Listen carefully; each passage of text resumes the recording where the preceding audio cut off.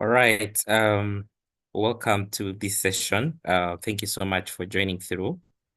We're trying to connect to our YouTube audience, and we've gotten a confirmation that we are alive, which is very good. So just allow me also record this session so that we can be able to have a backup. All right, record to the cloud. All right, so welcome to this session, and thank you so much for coming through and for your patience and for creating time to be able to learn on this noble cause of money. So I'm much glad to be here speaking to you today. If it's your first time here, this is the Transformation Professionals Club webinar that is hosted by Coach Samuel Ibanda, myself, a career growth mentor, as well as a finance and business coach. My expertise, I'm an accountant by profession, but I also do a lot around helping people, especially on their personal finance journey, as well as career. So that is the reason why I I have the title of coach. So I'm much humbled to host this conversation, and I'm hosting one of the good friends that are very skilled and knowledgeable in this area of money, Darius Sinkwasiwe. So Darius is a financial literacy enthusiast and trainer, and he is also a Gallup certified strength coach. And he also happens to work with MTN Uganda as the HR business partner. So I'm much humbled that we're having this conversation. So this conversation is very vital, especially on today, which is the 3rd of January 2025. And just allow me to say Happy New Year to each one of you. I know we have started a fresh new year, and a lot is really happening in terms of aspirations and what we've really planned ahead as individuals and what we want to achieve. So we felt it very important for us to have this conversation of master your money, because money is like the blood of our life system in terms of how we do whatever we do. So without money means that you not have good health. Without money, you can't eat. You can't even attain the basics. So even as you plan through the year, one of the most critical aspects that you should be able to think about is mastering your money, is planning, financial planning for 2025.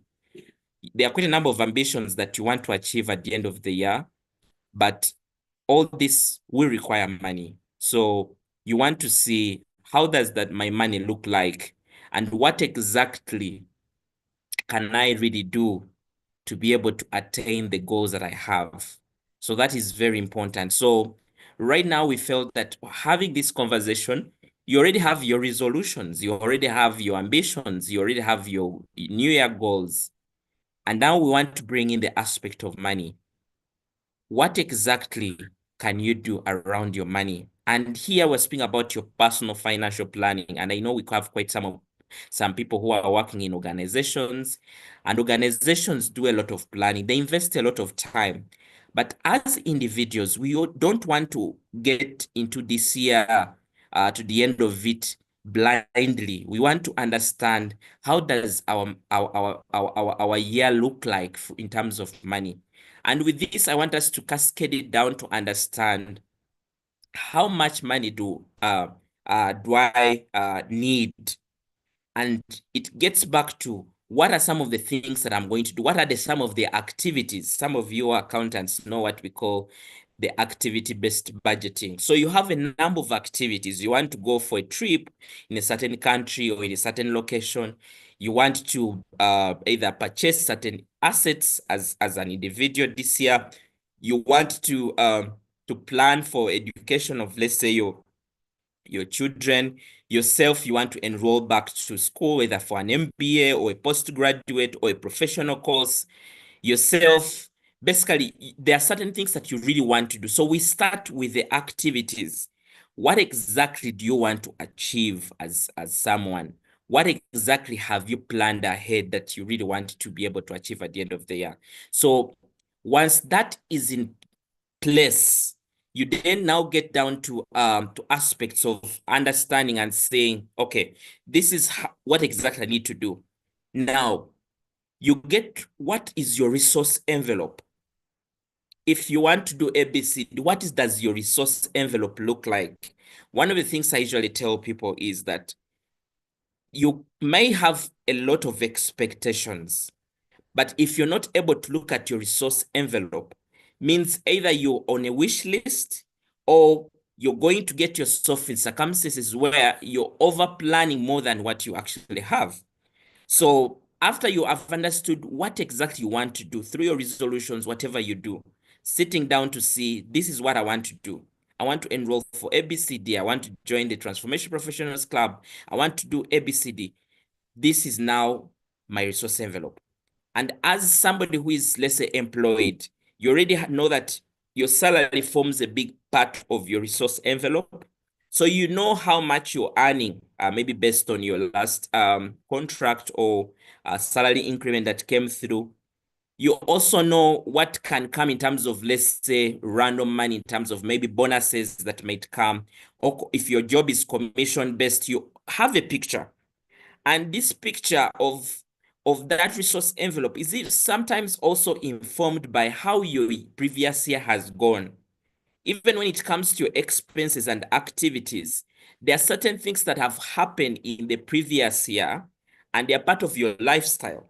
And it is very highly likely that those things will not change outside your profile unless you actually get down to even think through to see, how do I adjust here? I have been, let's say, you spending this amount of money on transport. How do I adjust it and now make it a little cheaper? Maybe that means waking up early, or that means using a kind of shared commuting system where you're sharing with friends, or you're even trying to manage to see, I've been using a lot of borders and they're expensive. Now I can go for taxis.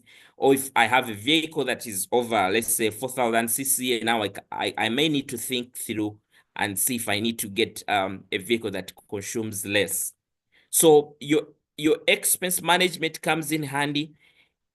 Your resource envelope is also coming in handy to understand how much do I have. And I know for many people, when we speak about the resource envelope, some of you, the only thing you have in your resource envelope is your salary, nothing else.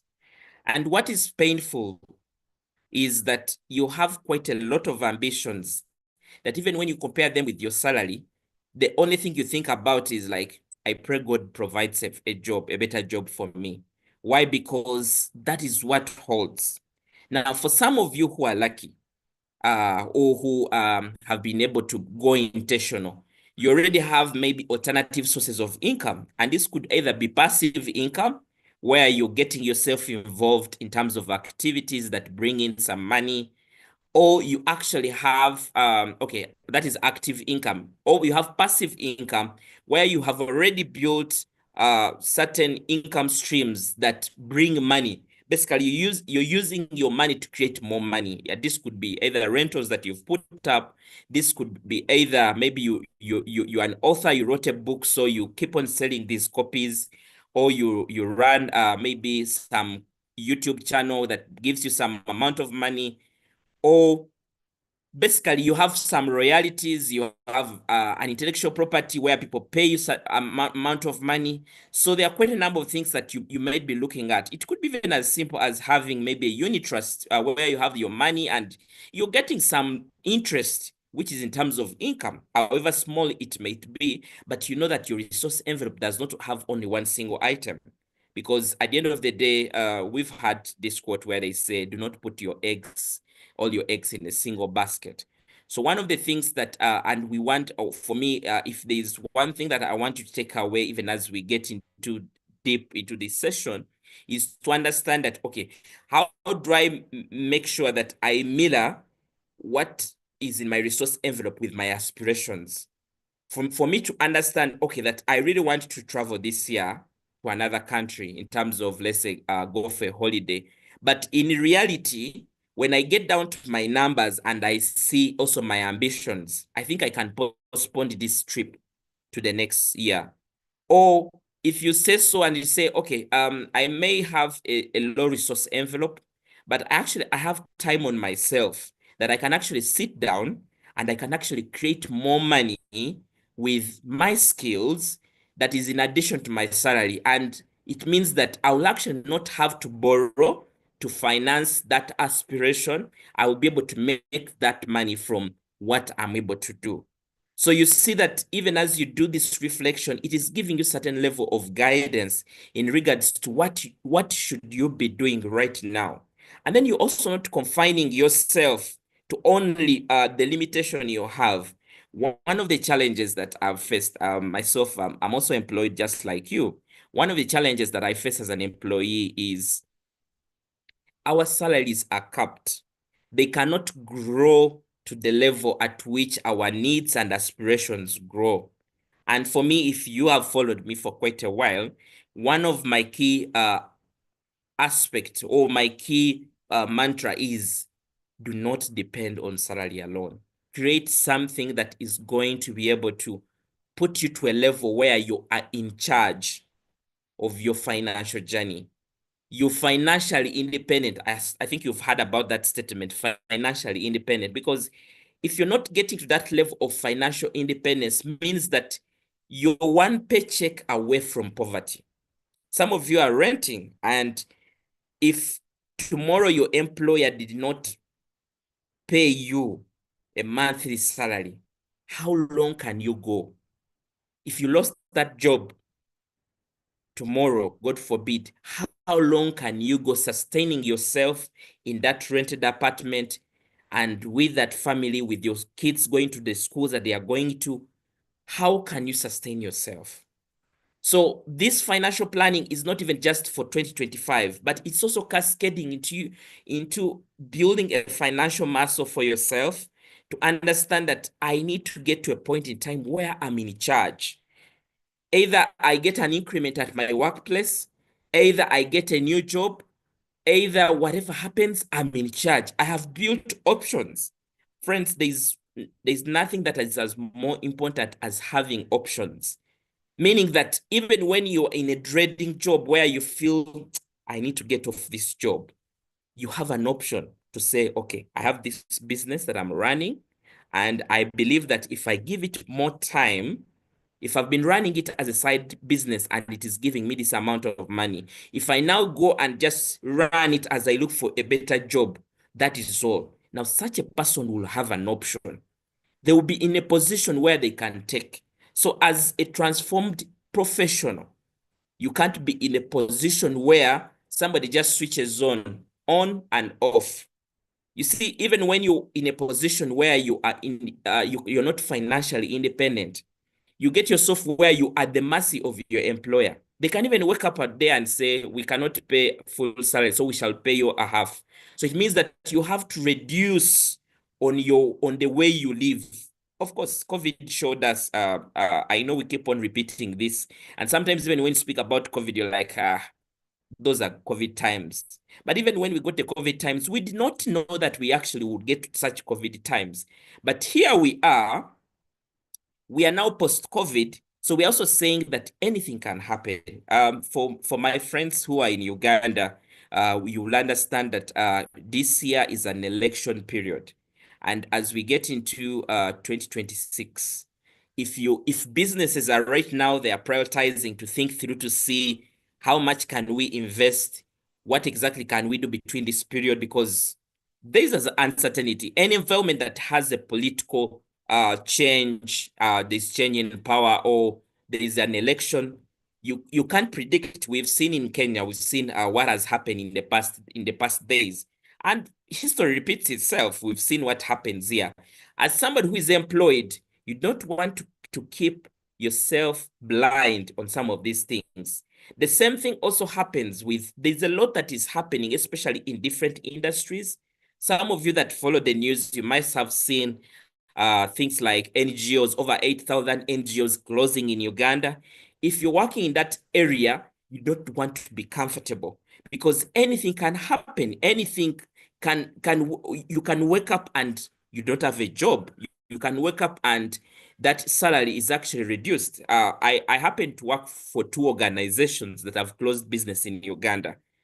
And for me, I would say that from that time, I'm very lucky that they did not close on me. By the time they closed, I had jumped out.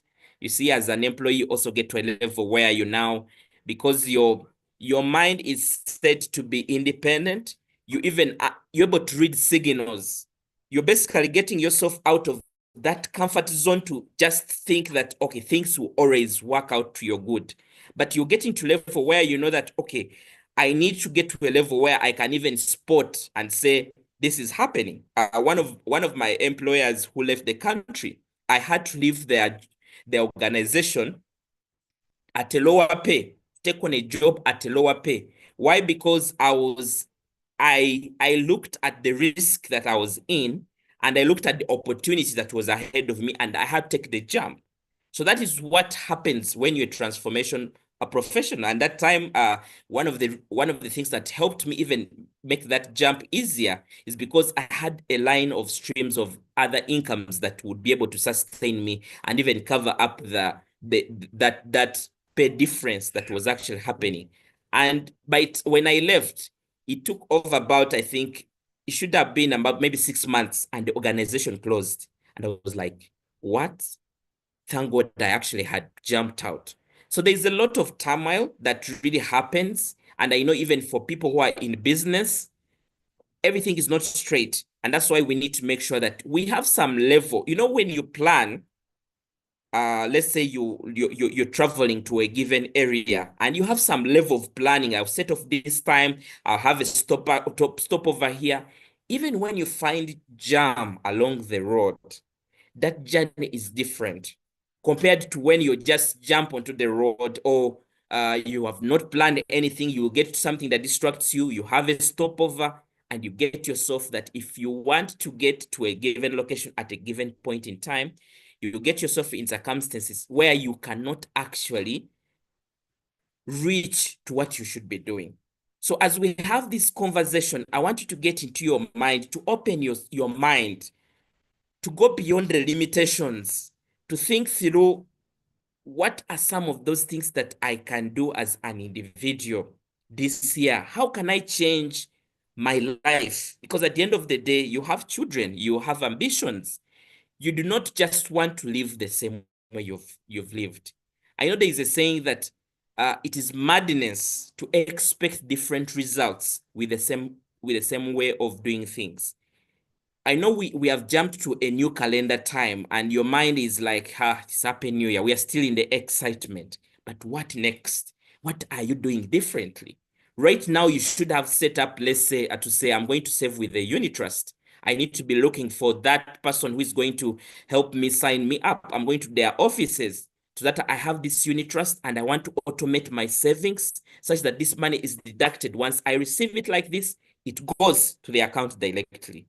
Or I'm now going to get into an investment club and be able to start saving. Or I'm going to, even if it's saying taking that loan to be able to develop a property that can give you an extra income. So all this right now, you should be able to have what is the to do? What are you exactly going to do in this whole process? Because at the end of the day, there is nothing that's going to happen by luck.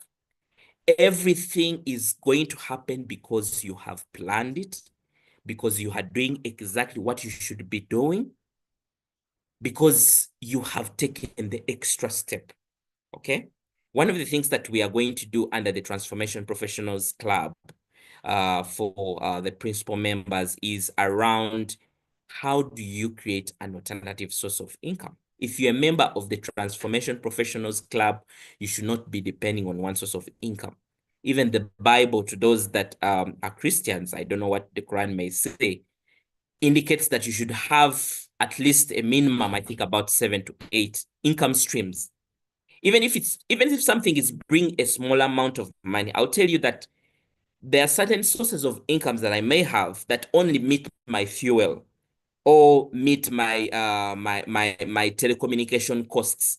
But that amount of money, even if you're getting 60,000 per month from something, and that money flows in, and even it has potential to grow, you can't tell what difference that inflow is making to your life. So means that you even get to circumstances where you're like, even if I lost a job, I can never go hungry because I have this thing that is able to give me this amount of money. At least I can buy food. So you're getting that level where you have certain level of confidence that things are somehow moving ahead. Can I get some comments if you're learning something in the comment section? Either you're following this on Facebook or you are following this via Zoom. Can I just get some comments that I'm communicating something and there's something that you're learning? I also just need to make sure that everyone is following. Is there something you're learning? Is there something that is opening your mind around this? Okay. Thanks there. I see they're coming here. Thanks, Charity. At the end of the day, nothing happens by luck. Patricia says having an alternative source of income. Exactly. So all those are really important. Thank you, Jamila, who says alternative sources of income. You're speaking directly to me.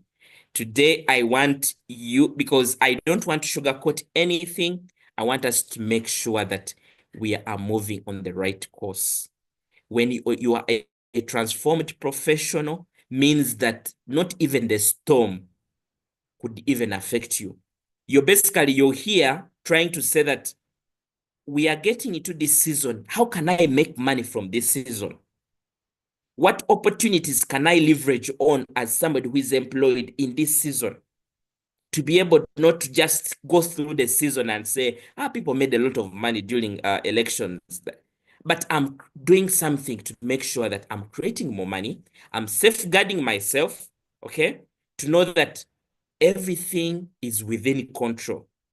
To know that there's this, I think it's a lion that says that no matter the status of the economy, I'll never eat grass. That's what the lion says. So as transformed professionals, I want us to get to a level where we are saying that no matter the government, no matter the change of the economy, just think about it. If at all there is no change in anything, factors that are not within your control, like maybe politics and so, does it mean that you're going to live a wasted life? Does it mean that your children are not going to go to the best schools? Does it mean that you're not going to drive your dream cars? Does it mean that you're going to remain in a rented place because the government is not coming for you? As a transformed professional, you should even be thinking beyond boundaries and saying, how can I even make money beyond my country? How can I even tap into the opportunities? These days we have remote working opportunities to say that, okay, despite me being a stay-home mother, during this time when I'm a stay-home mother, I can still make money. I can still get this phone of mine and use it to make money because there are quite a number of people that are doing it. Sometimes the reason why we are not making it is because we've gotten to a level where we think we know much. When you see somebody either sharing something, you feel like, that one's a motivational speaker, they can't do much. You have this kind of mindset that you're saying, those things are for those kind of people. I'm not on that kind of tribe. I'm not coming from that kind of region. I'm not so educated to get there. But what you're forgetting that with your knowledge, you can get those people that know those things to get to work. I was having a conversation with my mentor who was telling me that at their workplace, he gave a leeway for employees to run businesses on the side. And this is what he told me. He tells me that because I gave them the leeway, they still perform at their workplace. They can still do well.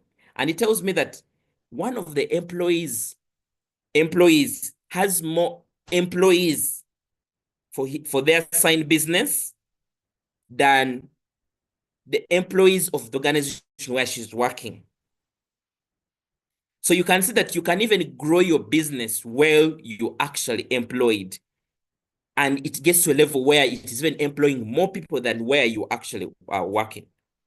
And some people say, those things of being a jack of all trades, a master of none, I need to give this thing. Sometimes it's within the brain.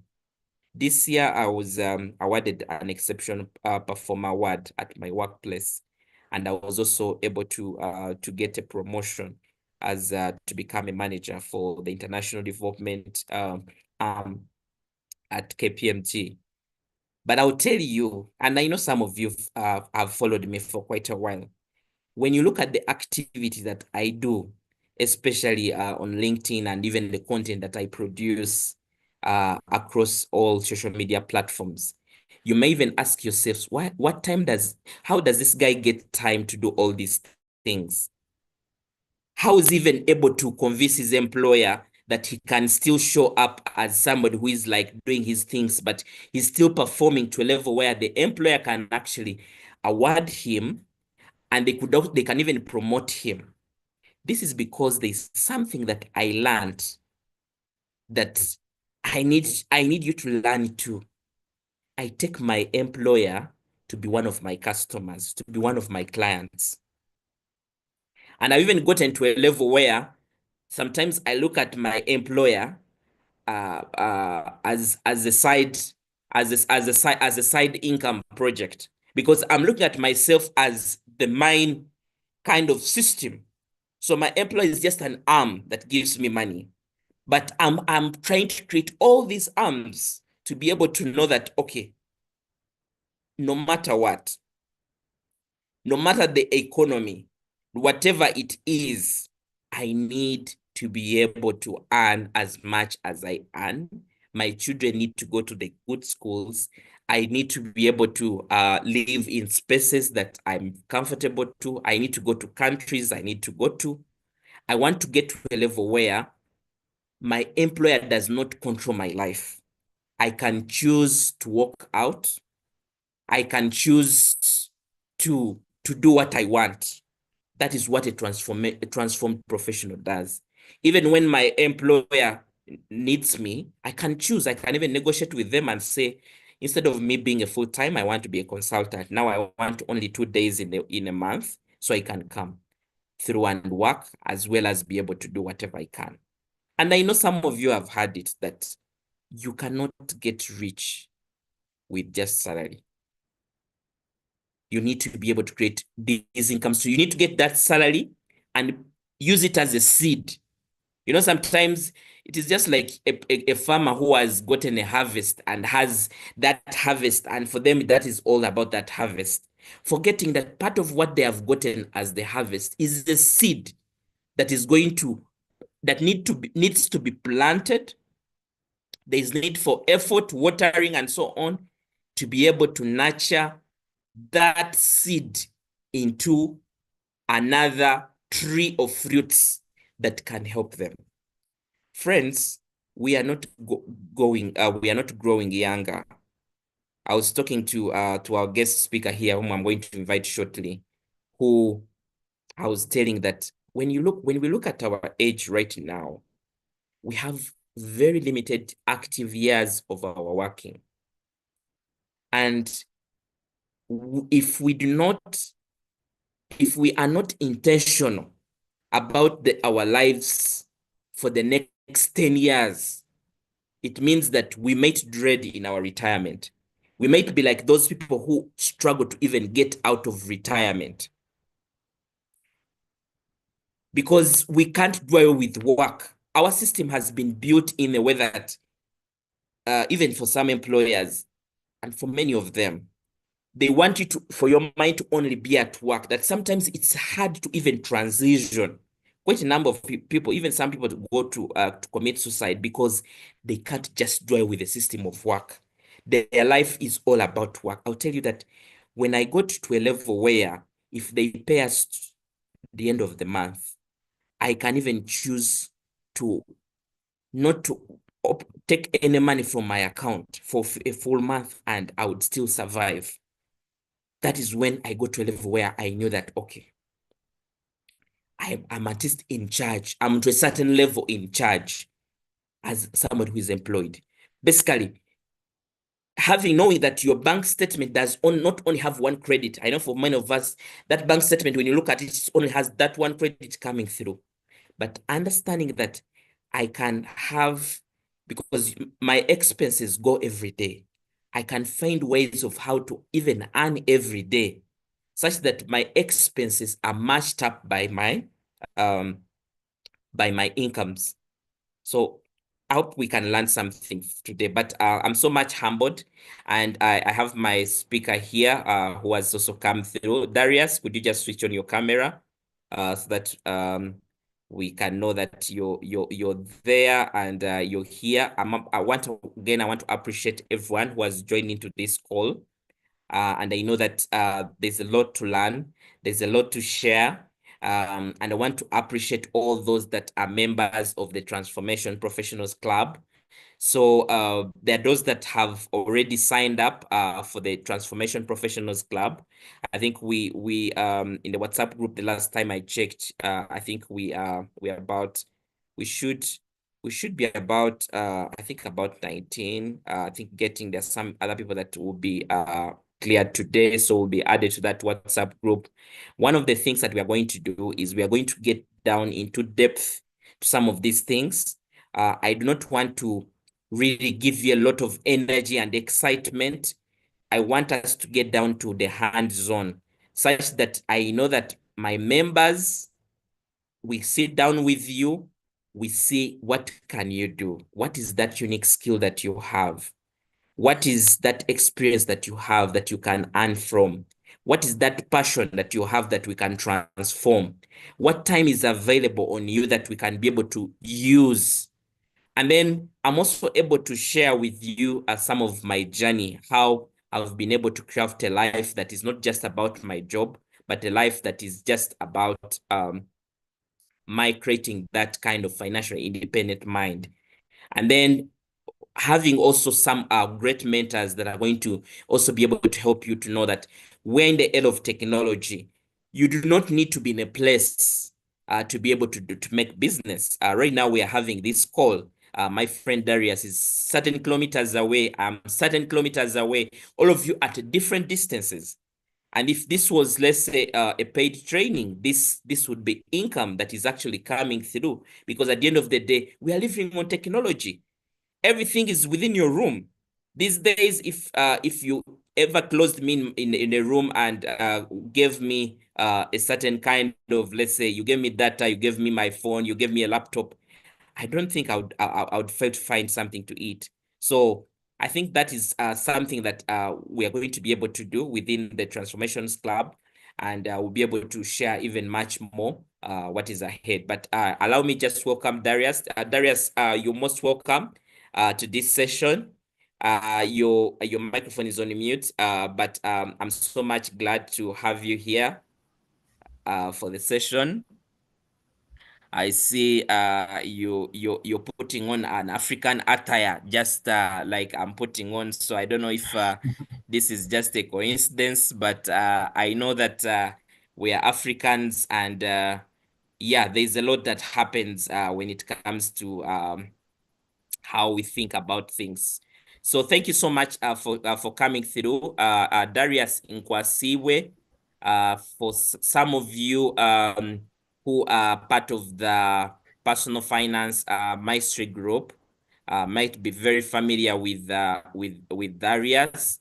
Some of you that have followed, we did a session with Darius end of this year. So to those that are followed through, you might also be a bit familiar with him.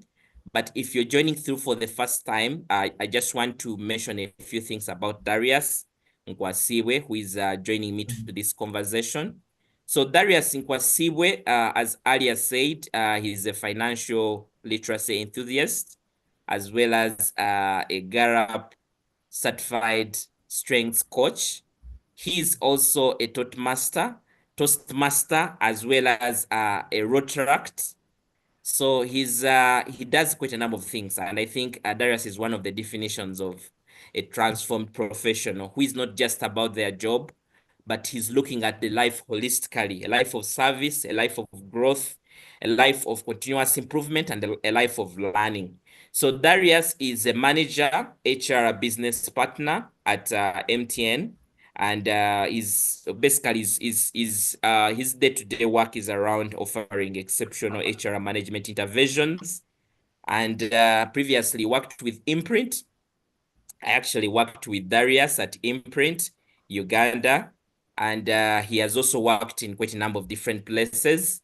He has a master's in business administration and other trainings, including the training with University of Washington, project management in global health.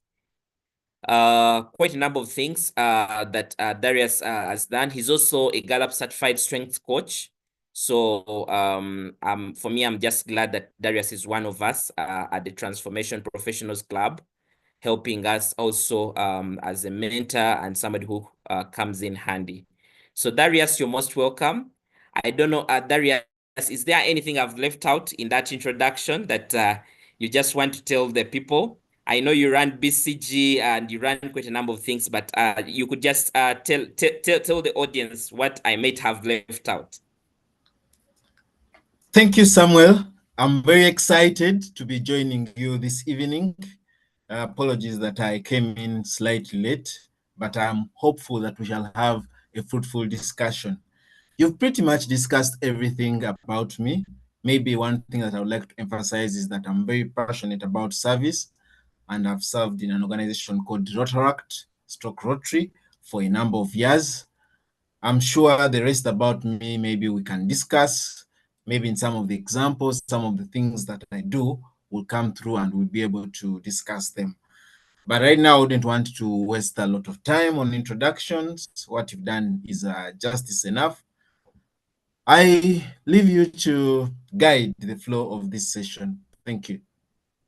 All right. Thank you so much, everyone. Think the comments are coming through, and thank you so much, Darius, for that introduction. I know that people will keep knowing you more and more, and I know that you're one of our mentors within the Transformation Professionals Club. So even as we continue through this journey, you'll be able to understand Darius more and more. He's one of those guys that are really passionate about mentorship and helping others grow.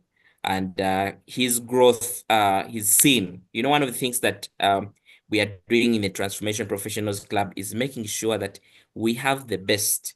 And the best is telling us what they have done to become the best. People that are living what they preach. When I come and preach about career growth and so on, I want you to see that same career growth happening in my journey. I not just want to read these things from the internet and come and share with you. I want you to see the same growth. So that's the same thing that I also see in Darius. Is somebody whom you're seeing as somebody who is really, really, really very serious about his growth. So Darius, today we are speaking about the master your money. And we are trying to look at what are some of those steps, step-by-step personal financial planning tips that we can be able to leverage for the new year.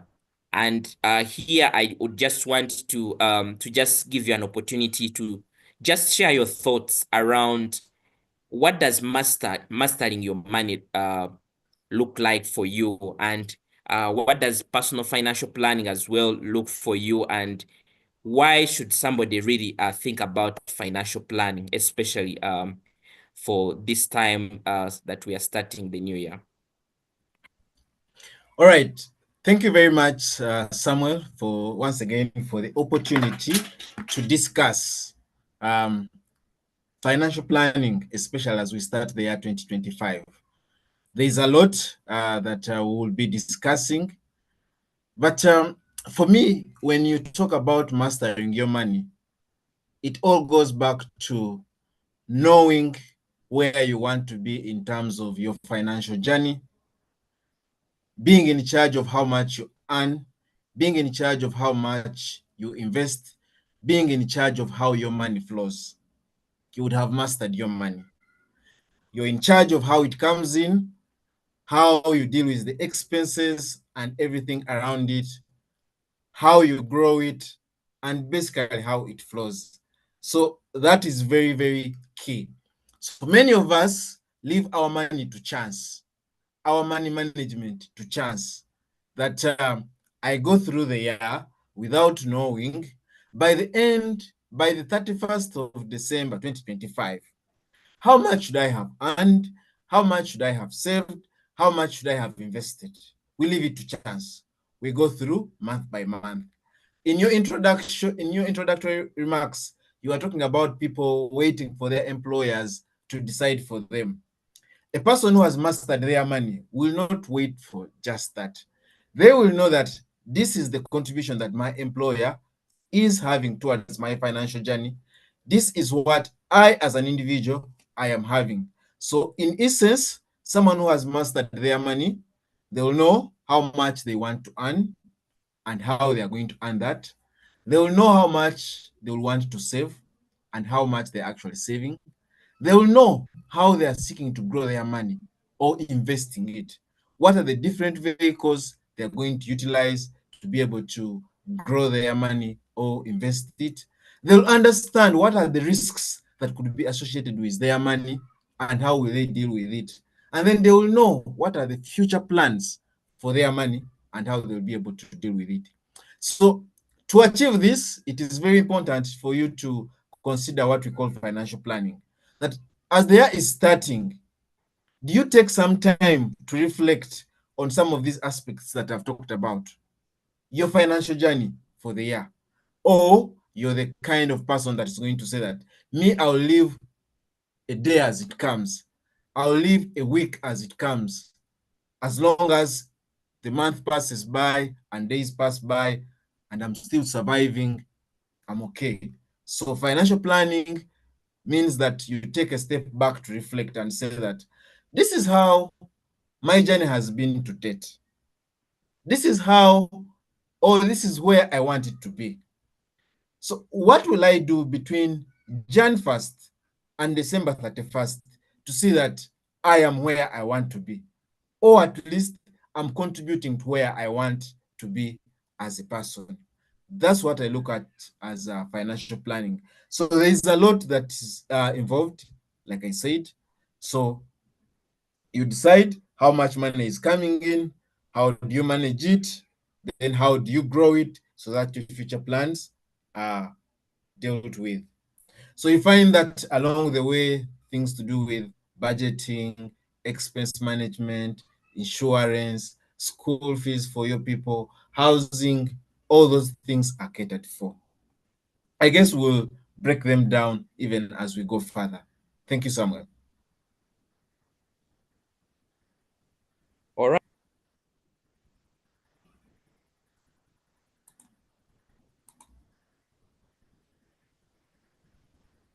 Sorry. Thank you, Darius, for that introduction around financial planning and why it is very critical in this era and age.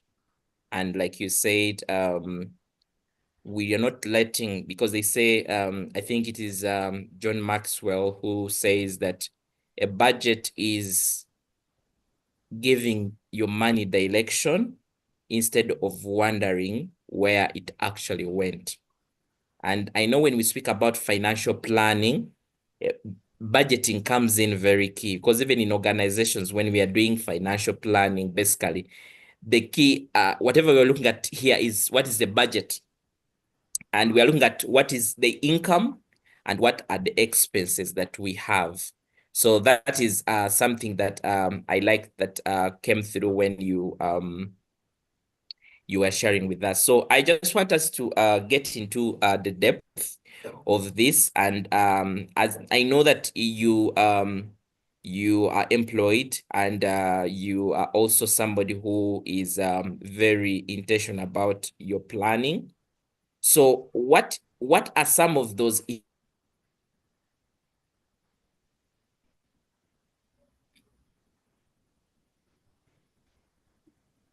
Hi, Samuel.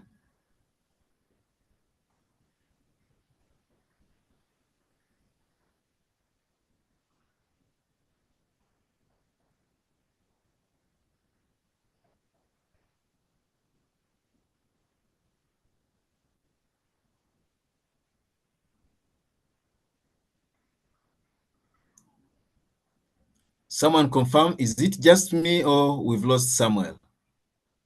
I've lost him from my end too. Oh, okay. Let's just give him a second. Maybe can rejoin.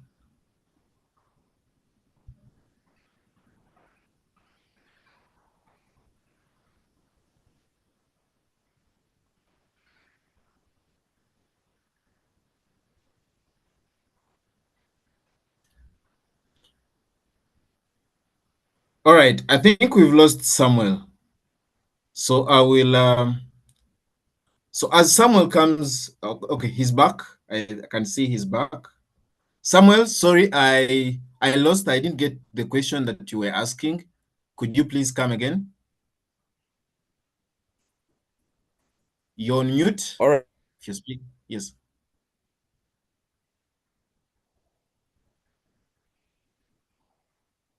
Can you hear me? Yes, I can. Okay, so I was saying that what is that somebody needs to have in place before they can do the financial planning? Like, what are some of those essentials to know that, okay, with this, I now can be able to do my financial plan for the year? All right. Thank you, Samuel. So for any kind of plan that you're going to do, whether it's a financial plan, whether it's a business plan, whether it's a strategic plan for your business, whether it's whether you're a student and you're setting up a plan for your success, one of the key things that I'll always advise is that look, where are you coming from? So, for example, today is the 3rd of January 2025, just 3 days into this year, and you are sitting down and you are planning to say that this is how I want my personal finances to be in the year 2025. Understand where you're coming from. Your most recent source of data may be 2024. So how were your finances in 2024? So first of all, you must understand that. And for you to understand this, again, the expectation is, okay, I'll speak according to expectation, and then maybe I'll come back to someone who's just starting from scratch. So the expectation is that maybe for 2024, you had goals, you had where you wanted to be, and then you know how you ended. So right now, or maybe by the end of December, you were doing an evaluation of my year 2024. What did I say I wanted to achieve in terms of my personal finances? What actually did I achieve? Then that guides you into determining the goals for 2025. But also, let me not assume that everyone on this platform had goals for 2024. Maybe someone, and the reason why they're on this platform, they want to learn. So what can I do about it? So first of all, so having understood what is your background, or what does the past data tell you about? So what were your expenses? What was your income? How much did you save? What was the growth in terms of your expenses? Did you have more? Did some of your expenses reduce? Because now this guides you to determine where you're going to put actions, where you're going to put resources, where you need to put more energy and things like that.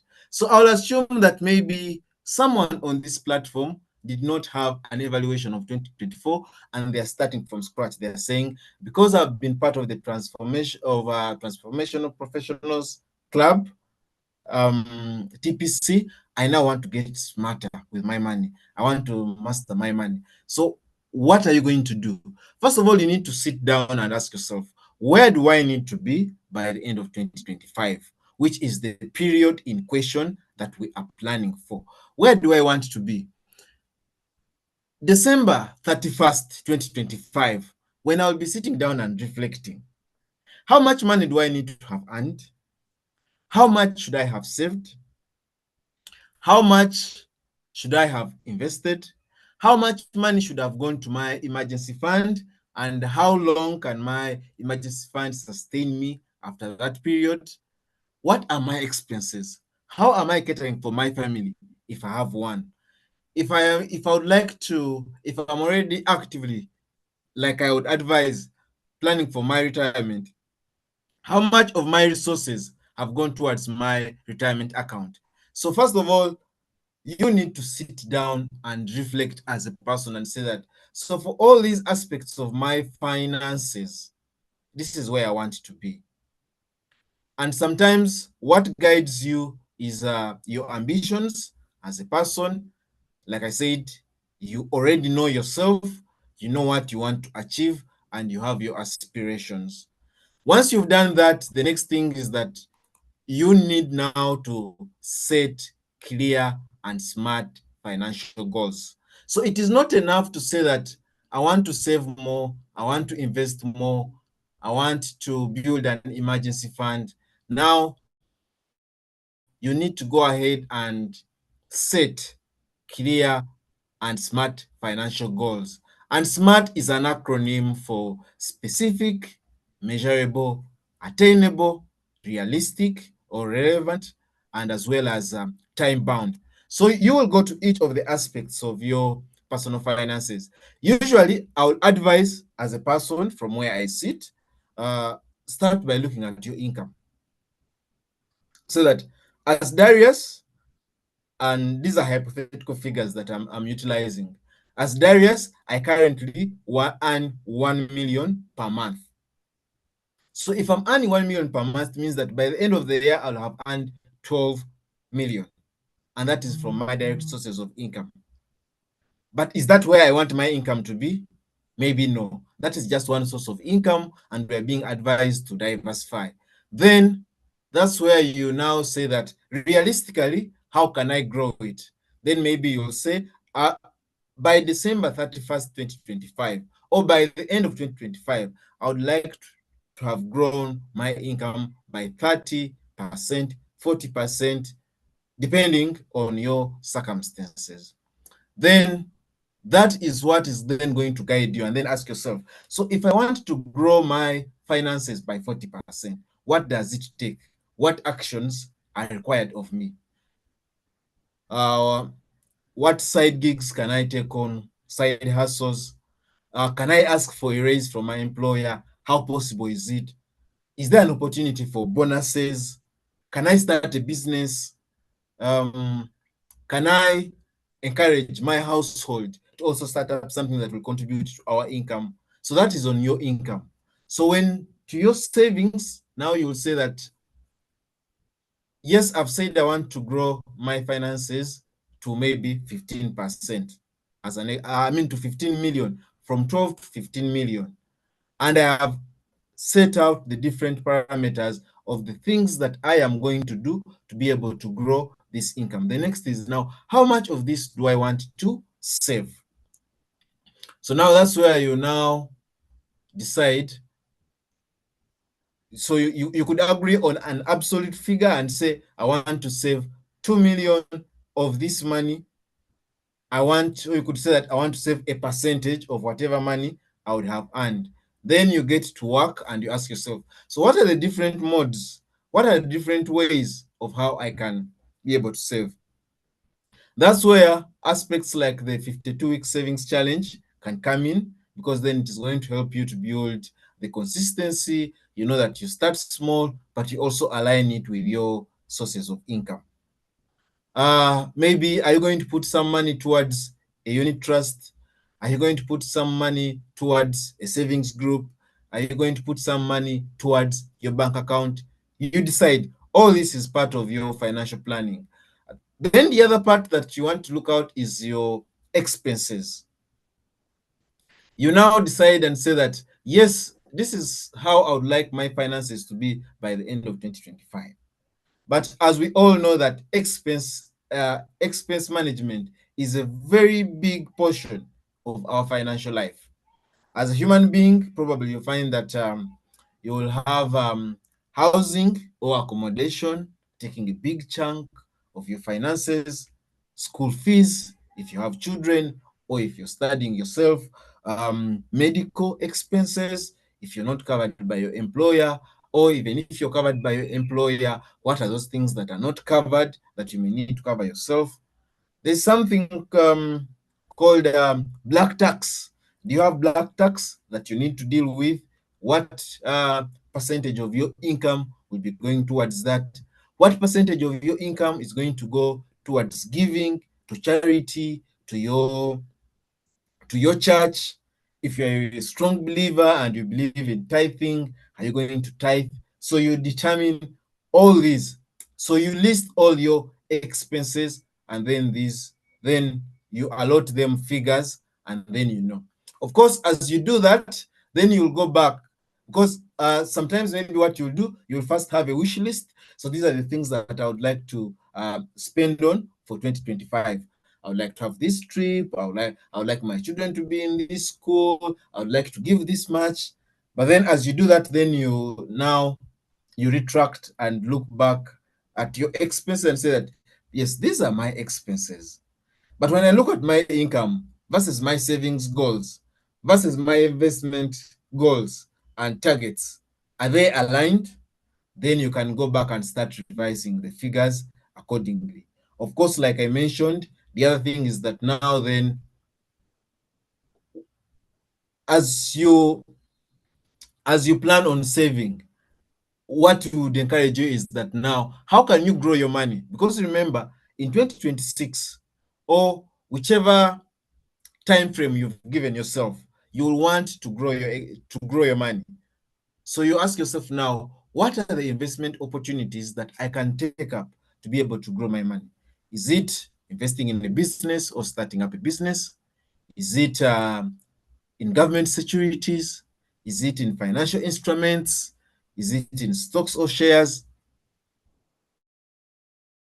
Am I going to plant trees? Am I going to invest in agriculture, coffee, animal husbandry, whatsoever? So you decide where you are going to invest. And then, of course, you look at the rest of the things like retirement planning and then estates planning at the long term. I advise that someone goes through all these aspects on an annual basis. That will guide your financial planning. So Samuel, I think that even as someone sits down and they are looking at their financial plan for the year, they must understand their income, they must understand their savings, they must understand their expenses, they must understand where they want to invest, they must understand what are their long-term plans and how does the current year contribute to them. What will inform you is having a strong reflection of where you've come from and where you want to go. Over to you, Samuel. Thank you so much, Darius, for that elaborative kind of discussion. I just want you to get down to saving and investment, and I know that you're running a challenge, which you've called the best way to increase your savings in 2025, and you've called it the 52 weeks saving challenge.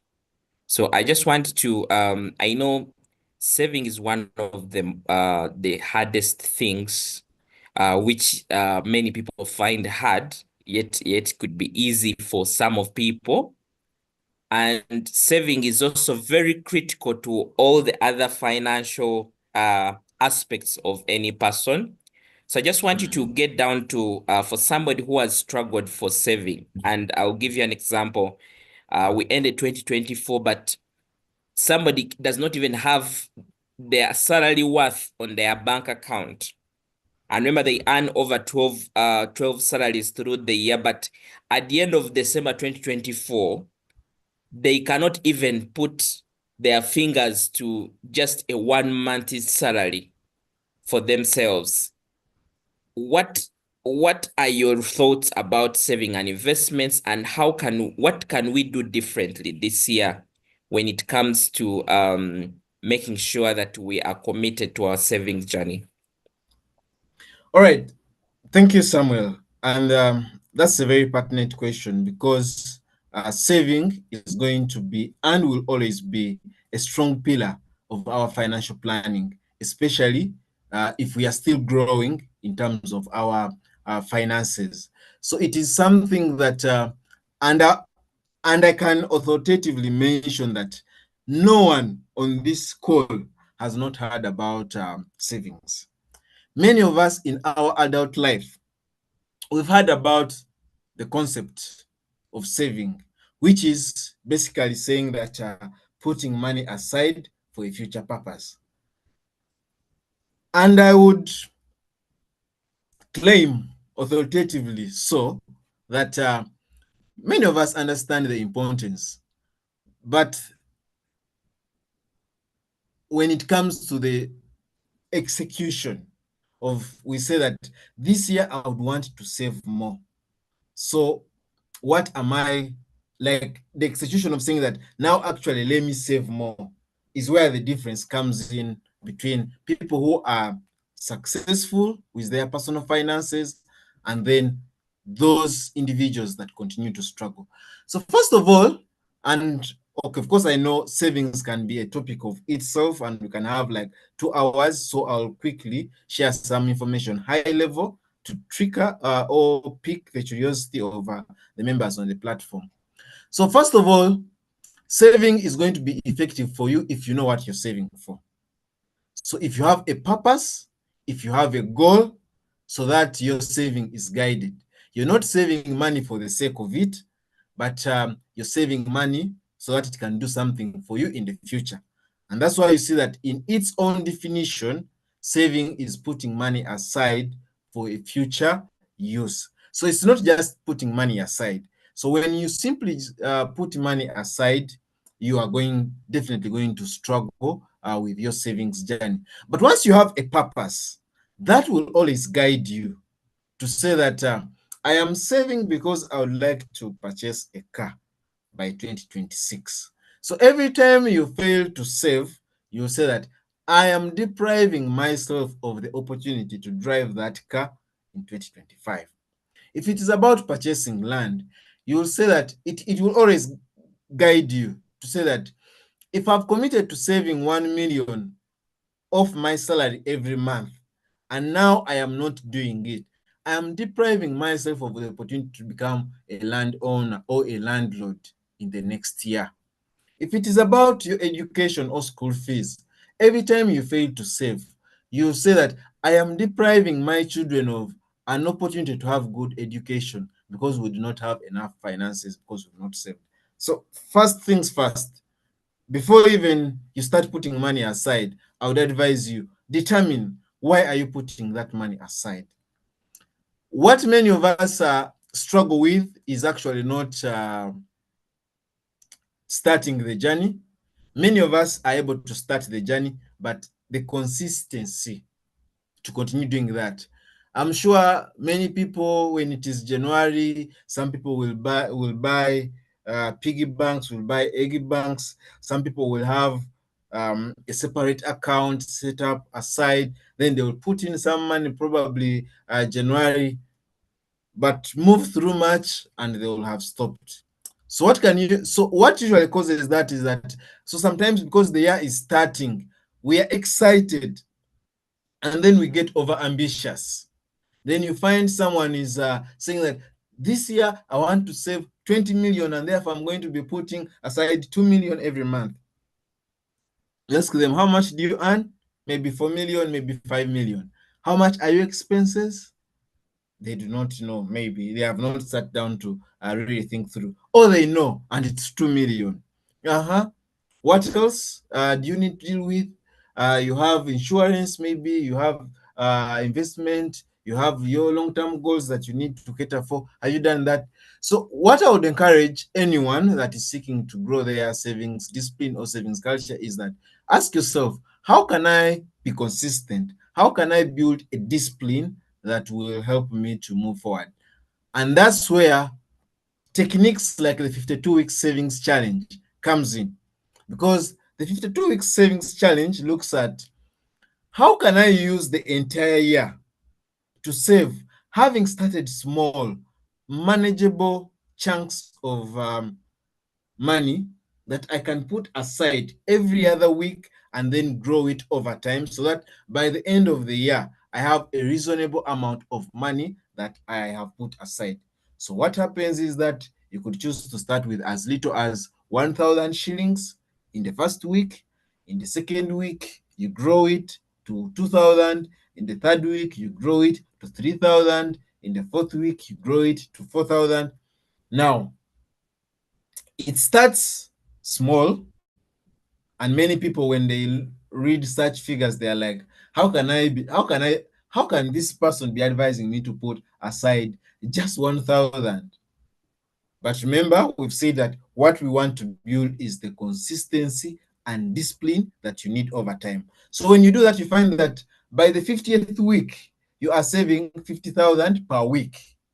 That is around 240,000 in that month, or 204,000 in that month, in that last month of the year. Is that little money? Maybe not for many people who are still young professionals and they are still growing in terms of their careers and finances. But because you started slowly, your mindset has been built up. You built the tenacity, you built the resilience, you've built the discipline and the habit to know that this week I must put money aside. Regardless of the amount, I am putting it aside. So when you start slowly, it guides you. So typically, what you do that now, then once you build the discipline, then the amounts will no longer matter. But the other thing that I would advise, so that is on the part of building consistency and discipline, and that's where techniques like the 52-week savings challenge come in. The other thing that I would look at is that, can you find means of ensuring that your savings happen at source? So if you are an employed person, if you're employed and you earn salary, is it possible for you to ask your employer to deduct your savings at source? Because for many of us, once we've received this money, there are lots of temptations for us to be able to spend it. But if it is happening at source, it means you don't have access to this money. So if you don't have access to this money, then you're going to have some sort of forced savings, but later you will come to appreciate it. Many employers have SACCOs, particularly my employer, MTN Uganda. We have a scheme where we encourage staff to keep some of their money, not with the SACCO, but with HR. And then in December, they receive it as a 13th check. So it's an additional money that comes alongside their pay for December. And many staff have taken it and they have utilized it to manage their expenses around December, and it works. Personally, December is a month where I spend a lot. So what I do is that now, like January has just started, I'm just going to make a prediction. I'm just going to make a prediction of what expenses am I going to most likely make in December. And then I'll divide that into manageable chunks so that every month, starting January, this portion is going towards my 13th check. And then when it reaches December, something that I found Samuel talking about earlier, when it reaches December, I'll know that I'll move through the entire festive season, most likely even a big part of January, having not touched my December salary. Whatever expenses I have to make during that period will come from my 13th, check. Money that I've been putting aside from January to December. So while everyone else is crying about January being the longest month, I'm not worried about it because I know that I planned ahead of time. So the expenses for that time. But how did I do it? The deductions happened at source. So if the deductions can't happen at source, how else can I do it to ensure that I do not have access to my money so that I can be able to save more? Could you automate your savings that once my money hits my bank account, a certain portion, maybe I have a I have a standing order, and this money is going to a separate account that I will not have access to unless otherwise, and then whatever remains on the account is what I have to spend. For example, for some of the things that that the money can't be withheld at source, for example, my insurance premiums, I made sure that they are automated. There's a standing order for each of the insurance policy that once the money hits my account on the 24th, 25th, 26th, I know that the next day, each insurance policy, the premiums are going to be deducted even before I access the money. So that also guides me to be able to save more. The other things is that could you also be part of initiatives that will force you to save? Are you part of a savings group? Are you part of an investment club? All these would guide you. But again, without laboring the point of how can you grow your savings more in 2025, even as you sit down to plan. First of all, decide, why do you want to save? What is that goal? What are you seeking to achieve? What will you utilize your savings for? Two, can you build discipline and consistency over time? Using techniques like the 52-week savings challenge can help you. Can you make sure that the savings happens at source from where your money is coming from? Could you take on automation? You could automate at bank. I personally have an additional automation layer with my mobile money. Some of you may know that Mocash has an option for auto savings, and you can set it to daily, weekly, or monthly, depending on how your money comes in. I was surprised last year that I simply set a target of 2,000 per day. So every and I have two lines. So every day that I had money on my account, Mocash would deduct 2,000 automatically. And then when I have maybe a surplus, I could also choose to say that let me also intentionally save. So of course, some days I would not have sufficient credit on my mobile money for the auto deduction to happen. And that's the beauty with Mocash, is that on the day that you don't have, you won't be charged, the savings won't happen. But when you have, you can transfer your funds towards your savings account. But also they can also directly automatically deduct the savings portion for you.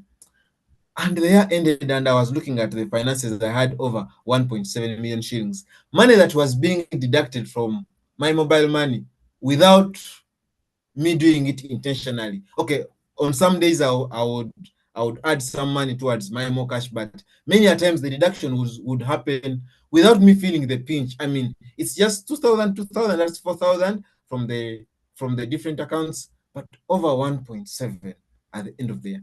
That is money that can do a lot. In fact, I know that school fees for my son's first term is very much covered from the auto deductions that came off Mocash. So even you, what can you use? I don't know if Airtel has such a product. You can utilize it. Zeno has. You can utilize it. NSSF's voluntary savings scheme, I think they have also these features are there. Your bank could be having such features. Utilize them. For example, I know that DFCU has a service where you can link accounts. I think there's an account called Dembe or something like that. You could link your accounts, and then money can always be automatically deducted from your main account towards your savings account. Think, what way can you automate, and then make sure that you do not have access to these savings. And by the end of the year, definitely you're going to have more savings than someone who didn't think through at the start of the year to say that this is how much I want to save, and this is how I'm going to do it, and this is how I'll achieve it. Thank you, Samuel. Over to you. Wow, wow, wow, wow. I think you've spoken about saving, and you've broken it down to the extent that you not leave anything untouched. When you speak about saving, you remind me of I think I shared a video across, I think it was TikTok. I think I also shared maybe one on YouTube, where I say that I saved 12 billion shillings from consistently. And how did I save this? I saved 200,000 per month for 5 years. So when you get 200,000 and multiply it by 12, that is 2.4 million. And when you multiply that 2.4 times 5, that is about 12 millions. So I saved this money with a third party. Basically, this money was being deducted off my account directly without having to make a decision every month on whether I needed to save. So it helped me. When I looked at my statement, I actually did not have any month that I defaulted. For over 5 years, 12 months in a year. I think for me, I know the 200,000 seems to be a small amount of money, and I know it's very easy affordable by quite a number of people. But it amazed me that 200,000 was able to make over 12 million plus. Of course, there was interest added to that money, but I was really amazed that the 200,000 could change. I'll tell you that by this, in the first months, I felt that the 200,000.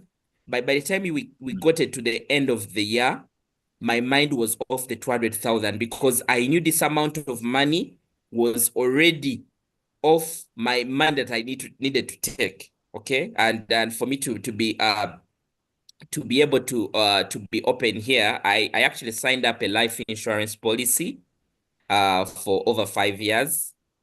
Now, I know there's a lot of theories around you can't save your money in such avenues, your money will not grow, quite a number of them. And of course, there are also lessons definitely that I learned along the way. But I'll tell you that despite having like all that is said about that avenue of let's say putting your money aside, and of course life insurance is not an investment, is not is it has its own advantages, and I'll mention some of those later on. But I want to say that I had never saved in my life that amount of money consistently for over that long period of time. And for me, my notion is that you see this whole thing of saying, I can't put my money here, I do not make more money. You end there with nothing. You end even 5 years when you do not have anything. So for me, I'm actually okay with saving in an avenue where I know that, okay, at the end of the day, I may not get as much interest as possible, but at least I have some money that I'm actually putting aside. And of course, I have different other ways I save money, because one of the other ways I save money, I use our staff circle. We have a circle at my workplace. So there's an amount of money that they deduct from my salary every month that also goes. So it also easy. But what is a bit different from that other money is that it is easy accessible. So when I have one thing I use the staff circle for is more of an emergency fund. So when I need money, like when anything that falls that is not really planned, I know that I do not need to call Darius or call whatever I can call to be able to bail me out. I can just put in a request, and within 24 hours, I have my money. So that is what I do. So saving with this under this policy taught me a lot, even when I did not really get a lot of interest out of the policy, but it taught me a lot about the power in consistency. And some of you have already maybe signed up with unit trusts. I know unit trusts give you a better interest. Someone was telling me, I think about if you save 200,000 for over 5 years, that could even manifest in about 15 million shillings. And of course, that was a long-term saving. One of the things that I've also come to appreciate is that you have your short-term financial plans and also have a long-term financial plans. Now, for me, that 5 years fixed period, by the way, with that policy, I could not access my money by the I could not access my money by the third year. And by the third year, even accessing that money meant that I was going to forfeit the interest and whatever was going to come. So somehow it kept me disciplined. And I think this is what Darius also shared. You need to go for saving avenues that are able to help you be disciplined. So that you know that, because I'll tell you, if at all I had access to that money by the second year, I would have gotten it. But because that policy made me disciplined, there was a struggle for me And that's why some people even go for fixed deposits. Because for you to get your money from your fixed deposit, you go through a lot, and you have to even pay for, I think you're charged for penalties of asking for your money before the fixed deposit ends. But you see, we are human, and challenges do not, we can't plan for challenges. And every time you know you have some money somewhere, you find yourself getting used to that money. And some people are those kind of people who like, when there's need, you're that generous person who wants to help genuinely. So sometimes you just want to get this money off yourself. I know that I have committed it in this place. I cannot easily access it, such that even when somebody calls you, you're like, okay, I honestly do not have money. And you actually do not have money because your savings have been deducted before you consume. Every time you want to say, let me consume and then I'll save, I'll tell you, unless it has worked for other people, but I'll tell you from personal experience, that one is hard for me to consistently put aside a given fixed amount of money. I can try, but it is hard. So the automating your saving is one of the key things here. I know that one of the banks that I was in, if you have a bank account, you could ask them to create another secondary account. Now, this is a saving account. And then you create a standing order from that bank account where you receive, let's say, your salary from, and then deduct a fixed amount of money and I put the other account. And then the bank also puts a certain kind of terms where you cannot easily access that money. Of course, bank is one of the areas, and of course, there are also down the aspects also around saving your money with the bank, because at the end of the day, the interest may not really be that favorable. So there are quite a number of avenues. Some people go to choose unit trusts and other avenues, but one of the things I would encourage you, do not be attracted to put your money in unlicensed avenues. I know that there are quite a number of people sharing quite a number of interesting videos telling you of how a robot is going to help you make money. And this is not in bad faith. But for me, I do not invest where I do not understand. That is the key principle for me. If I do not understand it, I can't invest. I'm actually better off earning a small interest of money in something that is regulated, in something that I know I'm sure my money is safe. Because at the end of the day, I put in a lot to earn my money. And you too, you can't just lose your money in such kind of. So be very, very alert. Know what you can put to risk. I know that there are people who are risk takers and be like, I'll pick that 200,000 and put it in a risky venture. And know that you're also spreading your risk. You have some money in a unit trust, you have some money you're saving in the bank, you have some money with your circles.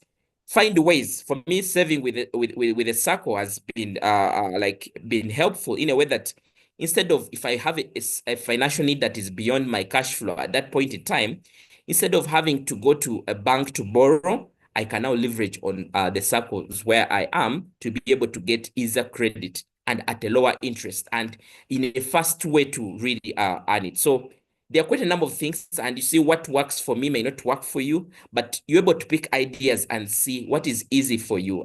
My brother here spoke about more cash. Some of you, if you're earning your money, let's say through your phone, you could choose to have this to save with, let's say, more cash or any other kind of. And of course, more cash is in a regulated environment. It's a regulated telecom, and you do not have a lot of fears. I don't want to really to be at a stress, and that's why you see, instead of me putting money in the investment schemes that I don't understand, I'm better off earning a small amount through your trust, or I'm better off investing in myself, going for maybe additional skills development and qualifications, or I better try my hands onto business, because at the end of the day, if others are making it, I can also make it. So that is other people, the way they have seen them do save, and I saw somebody do it is, for example, you buy like land and you agree with the person to pay in installments. So instead of having to save this money and then pay for that land,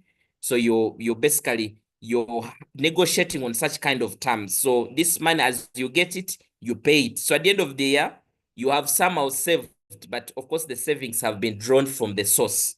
to be able to pay. So I just felt I should give some personal experiences around that topic, but I am very sure that Darius, you've broken this out. I've also I've shared Darius is post around the best way to increase your savings in the Transformation Professionals Club WhatsApp group. So if you're not a member of that WhatsApp group, I encourage you to join it. For that you can be able to. You could choose to say that, okay, I'm going to save this amount of money, and there are quite a number of I know quite a number of people that have shared about this topic. You could say that for me, I'm going to be saving weekly, maybe because it's good to align your saving pattern based on how you receive your money, because you want to make sure that you save before you invest. So some people can save daily, because if you're saving daily, I'll give you an example. If you save daily, maybe 20,000 shillings, by the end of the year, you'll have 7.3 million. You can see. If you're saving, let's say, 5,000 per day, you have about 1.8 at the end of the year. If you're saving 30,000, 1, 2, 3, 30,000, you'll have 10,950,000. And that means that you're saving for all the 52 weeks, and you're saving for the 365 days and the 12 months. 30,000, you have 10 million. You can see how a small amount of money can actually turn around to be able to do greater things for you. And I know sometimes when we are thinking about saving, sometimes we even think we are trying to say, I'm not earning well at my workplace. So for one of the things I usually say, that this is personal finance. Start with what you can. Do not do it because another person is taking on the same challenge. If Darius is taking on the challenge of 30,000, and for you it doesn't work for you, you're now going for another kind of let's say challenge, and say, I'm going to do 3,000 because I need to have that 1 million at the end of the year. So do what you think can really help you. So that is important. And then, of course, to those that are earning monthly, if you save 200,000 per month, like I told you, that would be 2.4. If you're saving about either it is 400,000, that would be, I think, about either 4.8 or whatever. So there is a lot of money that you're able to save at the end of the day.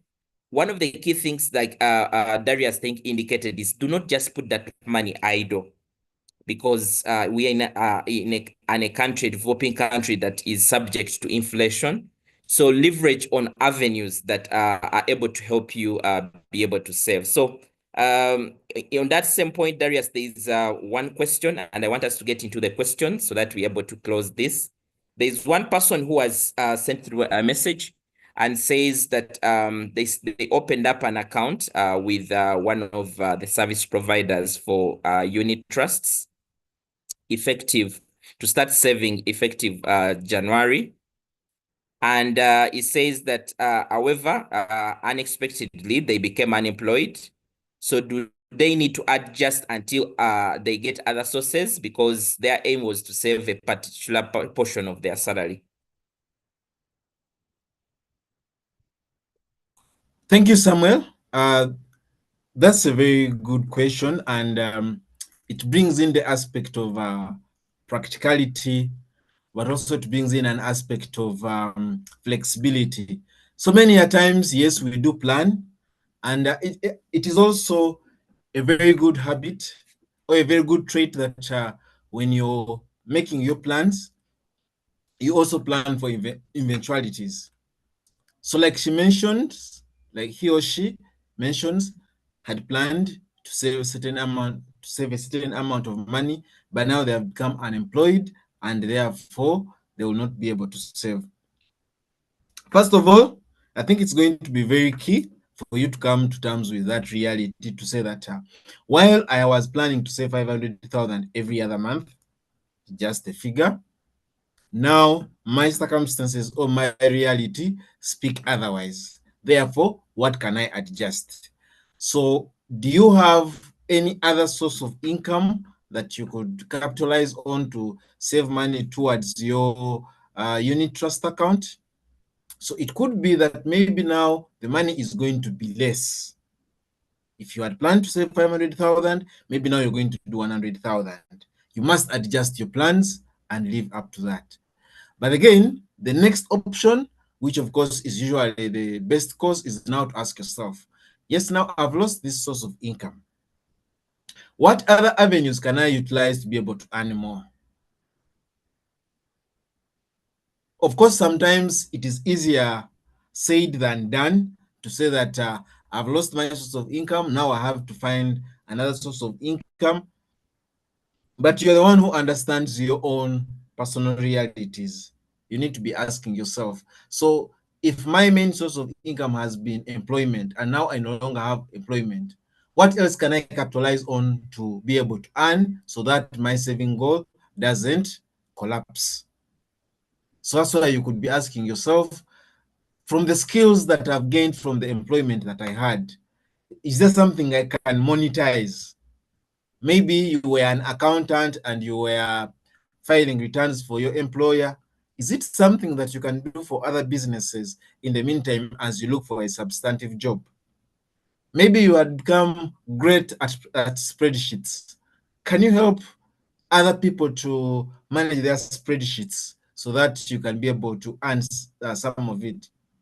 I'm not very great at Excel, but I have a colleague that I used to work with previously. So when I want like an advanced Excel template that is full of formulas and has a lot of automations, I will reach out to him and typically I'll pay for his service. So is there something that you have that you can monetize from your current skills?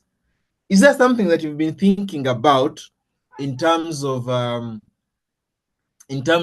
starting a side hustle that now you could activate and say that, well, I've been procrastinating around starting my bakery business, it's time to switch in so that it can give me extra income so that my saving goal doesn't collapse. And then at the end of the day, it's going to come back to your realities, how you choose to face them on. They will determine whether you're able to continue with your savings goal or not. Of course, my encouragement to you is that take heart. Unemployment happens. We lose jobs once in a while. If you're employed, you can always be sure that you lose a job. Just how you take it on or how you deal with it is what is going to create a difference. So you could adjust your savings goal or your savings target, but then you could also look for alternative sources of income so that you can be able to maintain your savings goal. You decide. Samuel, I also saw another question on the platform. So someone was asking, Darius, how can I save more despite paying off a huge debt? I think for many of us, there are two things that hinder us from saving. Either our expenses are very high and then we are like, I mean, what are you telling me to save when I can barely survive? And then for the rest of us, it is debt. So you have a loan that you are servicing, that then when combined with your existing expenses, you're like, man, there's nothing that I can save. So what I'm going to advise is that you go back.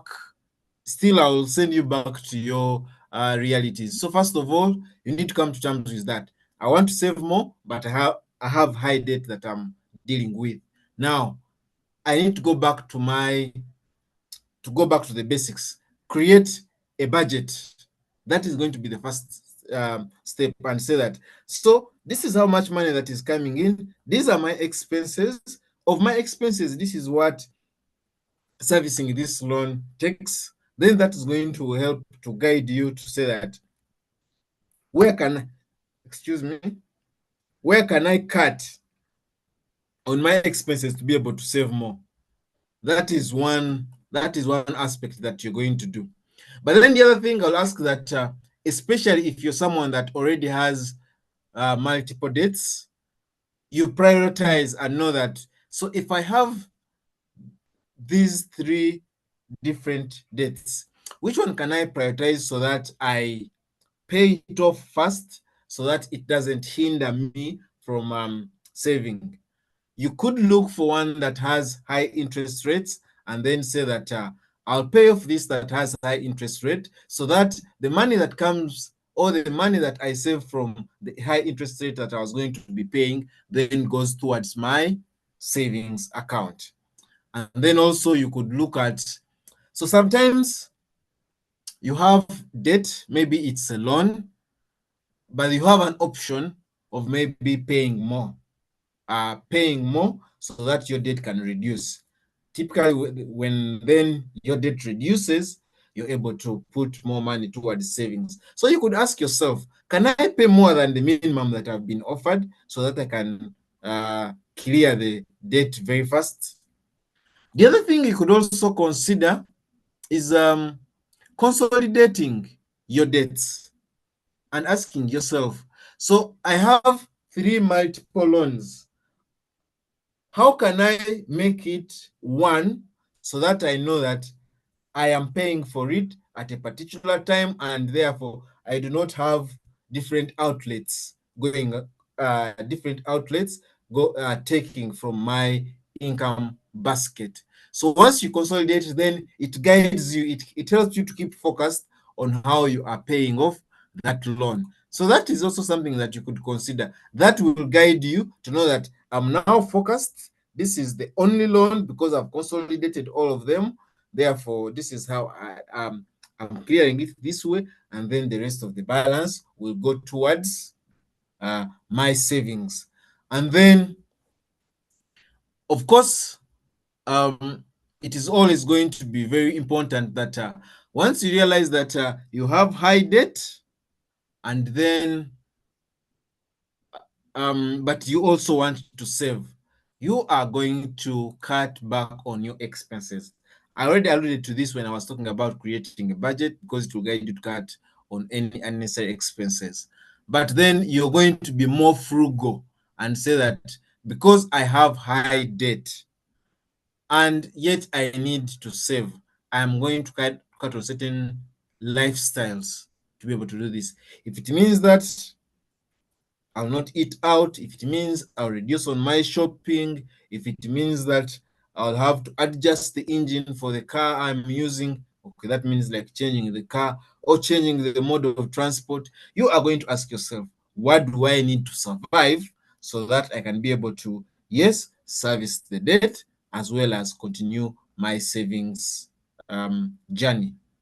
Again, the rest of the things, you can go back to the tips I shared earlier, still go back to automate your savings so that even as you're looking at this date, so if my account was receiving 1 million Ugandan shillings and automatically the savings deducts its 100,000 as an example, I will know that for whatever I'm dealing with, once I am clearing this debt, I have 900,000. Therefore, I'll make sure that I pay the part for the debt, and that also helps you to manage your expenses because you are seeing that the money is actually limited and you do not have a lot of it. So those are some of the things that you'd consider, but it goes back to being intentional as a human being and say that I have high debt, yet I really want to save.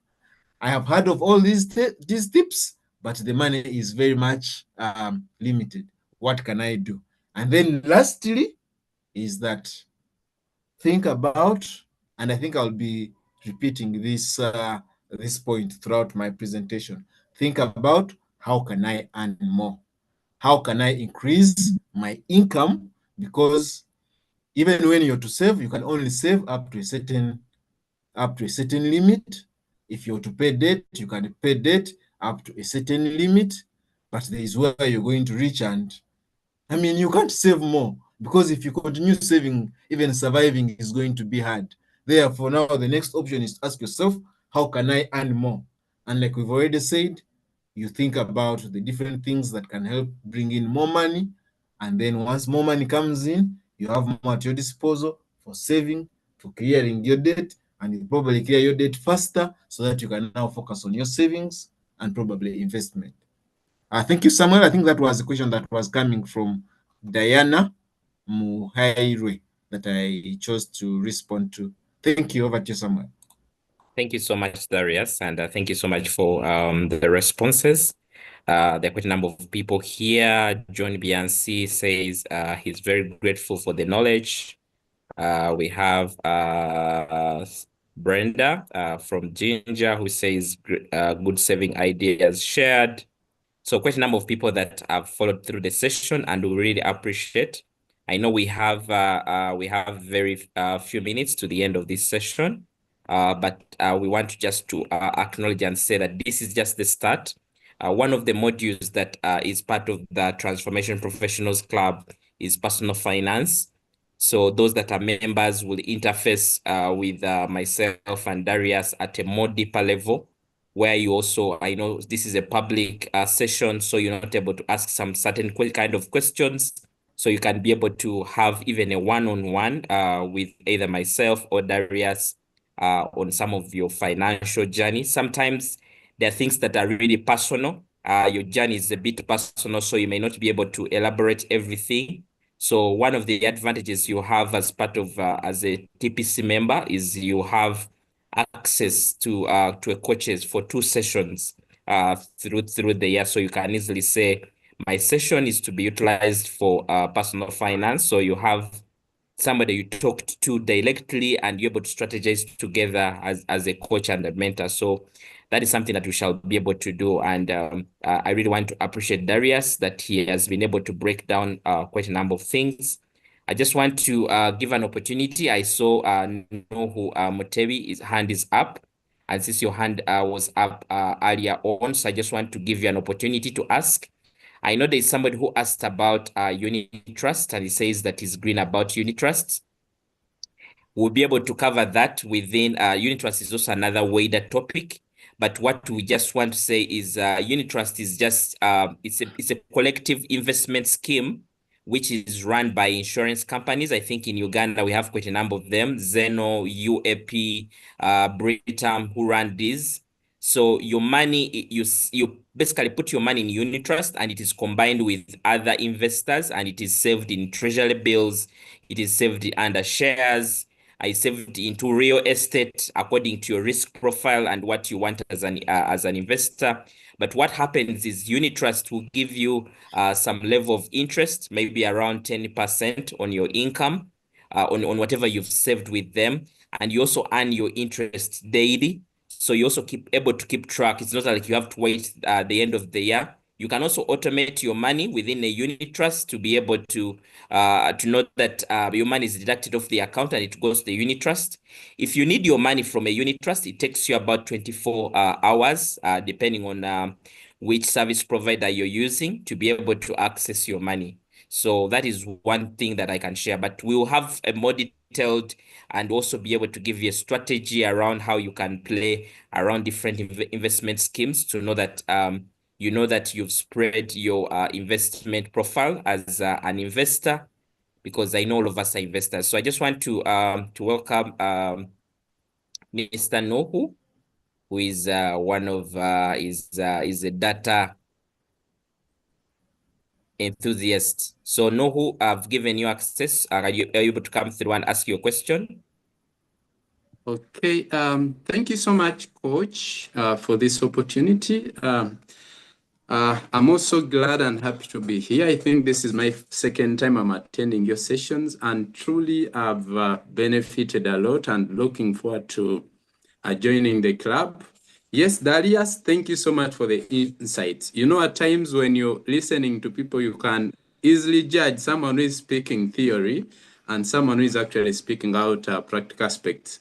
Mine is not necessarily a question, but I just want to share something small from my world, like you introduced me as a data enthusiast.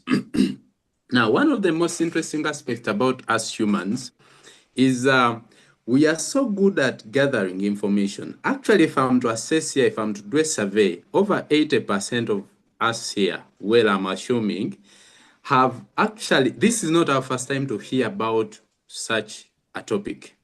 If I'm to assess this, saving, the benefits and so on. Most of us have heard about this.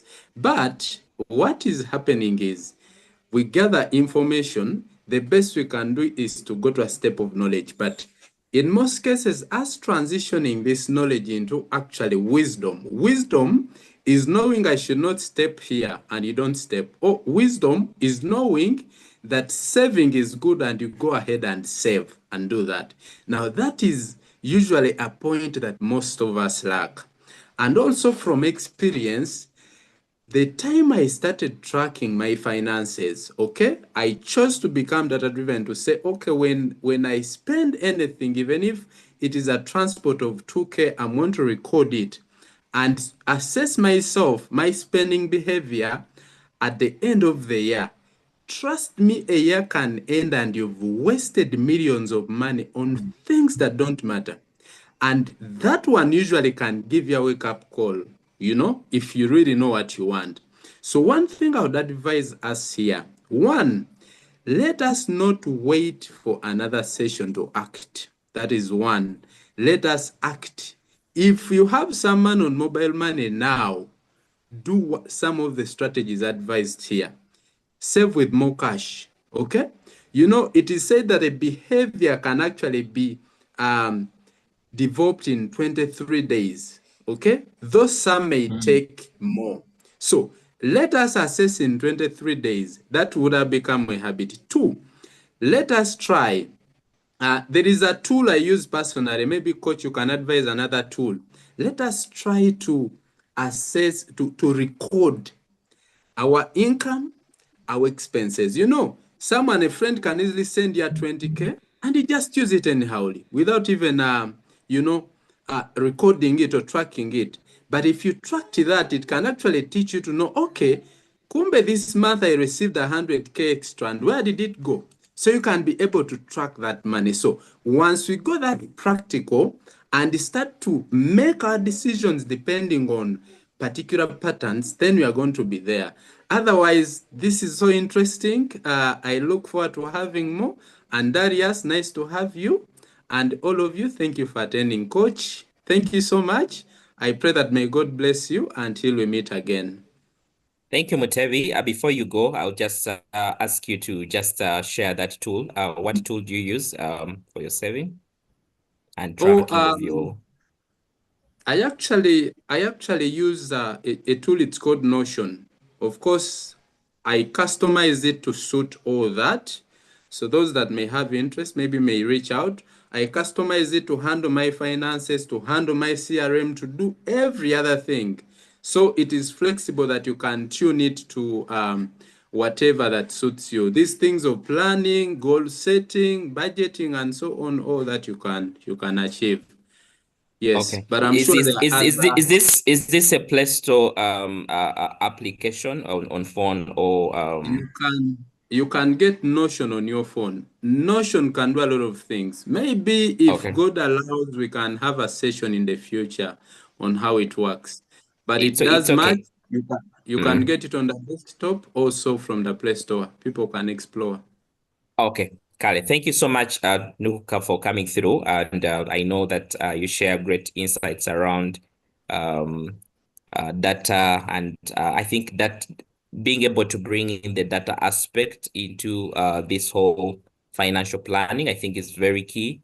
Because at the end of the day, even as we go through the year, I think one things that usually happens is people plan, but they are not able to even keep track of their journey, of how they are moving along their journey, or whatever they set at the start of the year. So I think being able to involve some element of data and tracking whatever could really be very key. Myself, I use Excel, as simple as that. Why I use Excel is because Excel is on my laptop, and it's something that is I can easily access. So I have that document that I just run to keep track of whatever I've spent. But I also get down to look at aspects like budgeting for even for for my income that could come through. So on a monthly basis, in addition to you having an overall plan for the year on a monthly basis, you also need to get down to be able to plan for that money as it comes, because the priorities might differ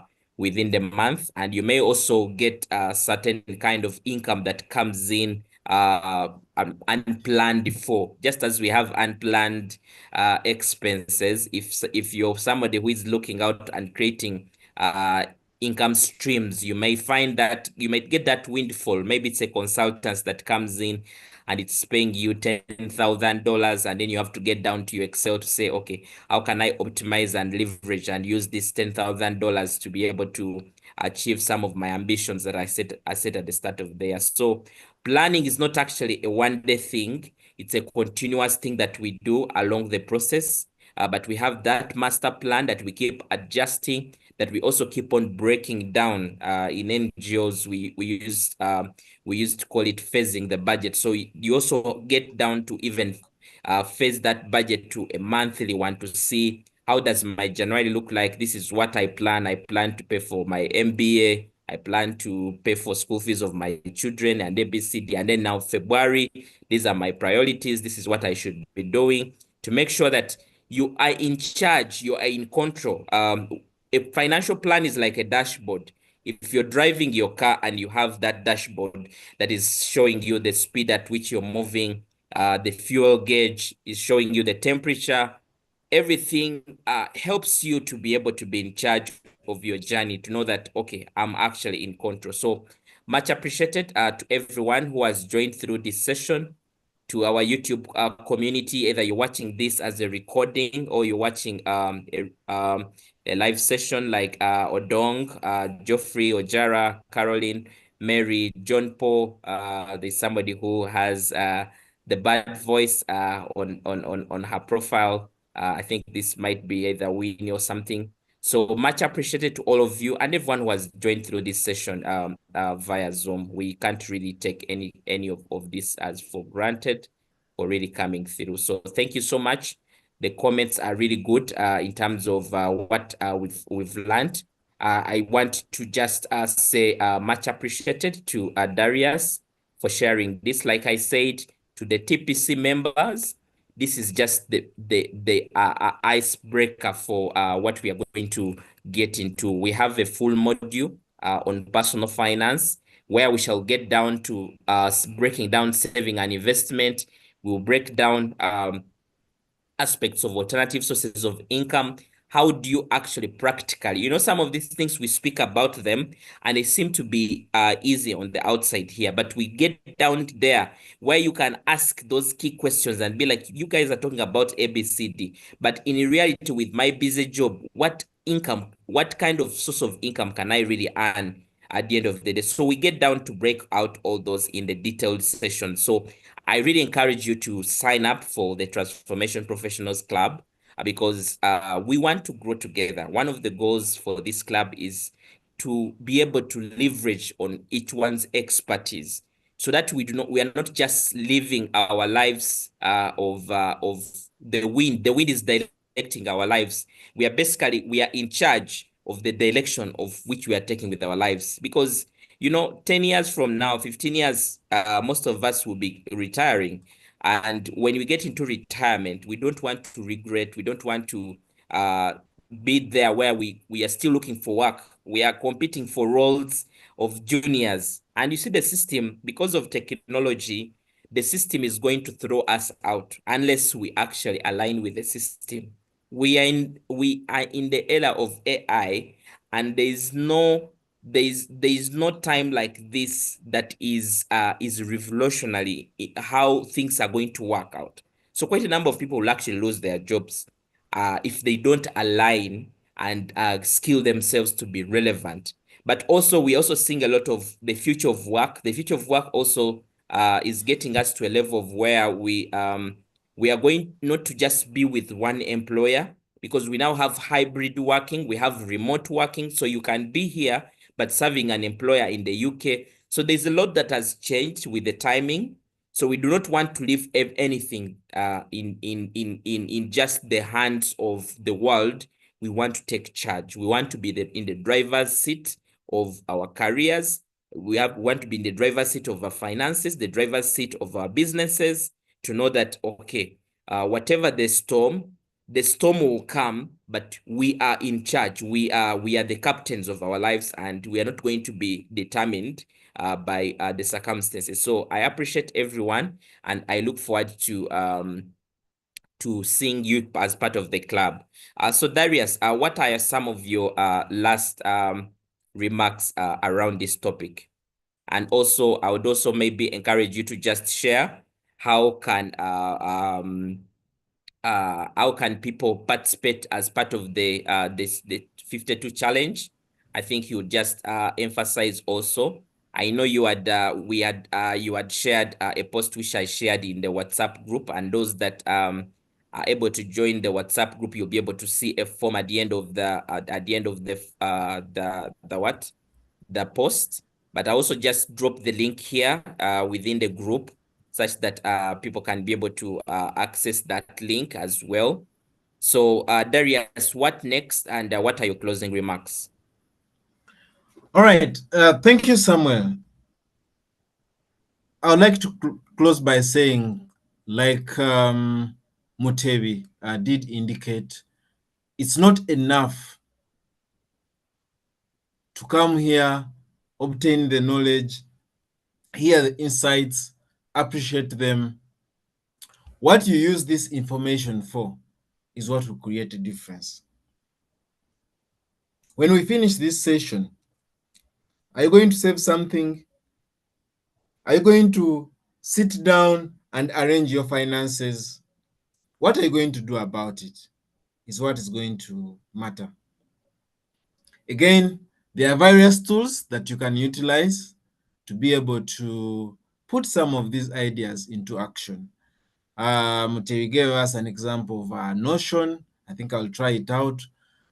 But it could be as simple as having a notebook where you record your finances every evening when you come from work, or every morning as you're going to start your day, and as you're reflecting and as you're planning, to say that yesterday, this is how much money I set out to spend. This is how much actually spent.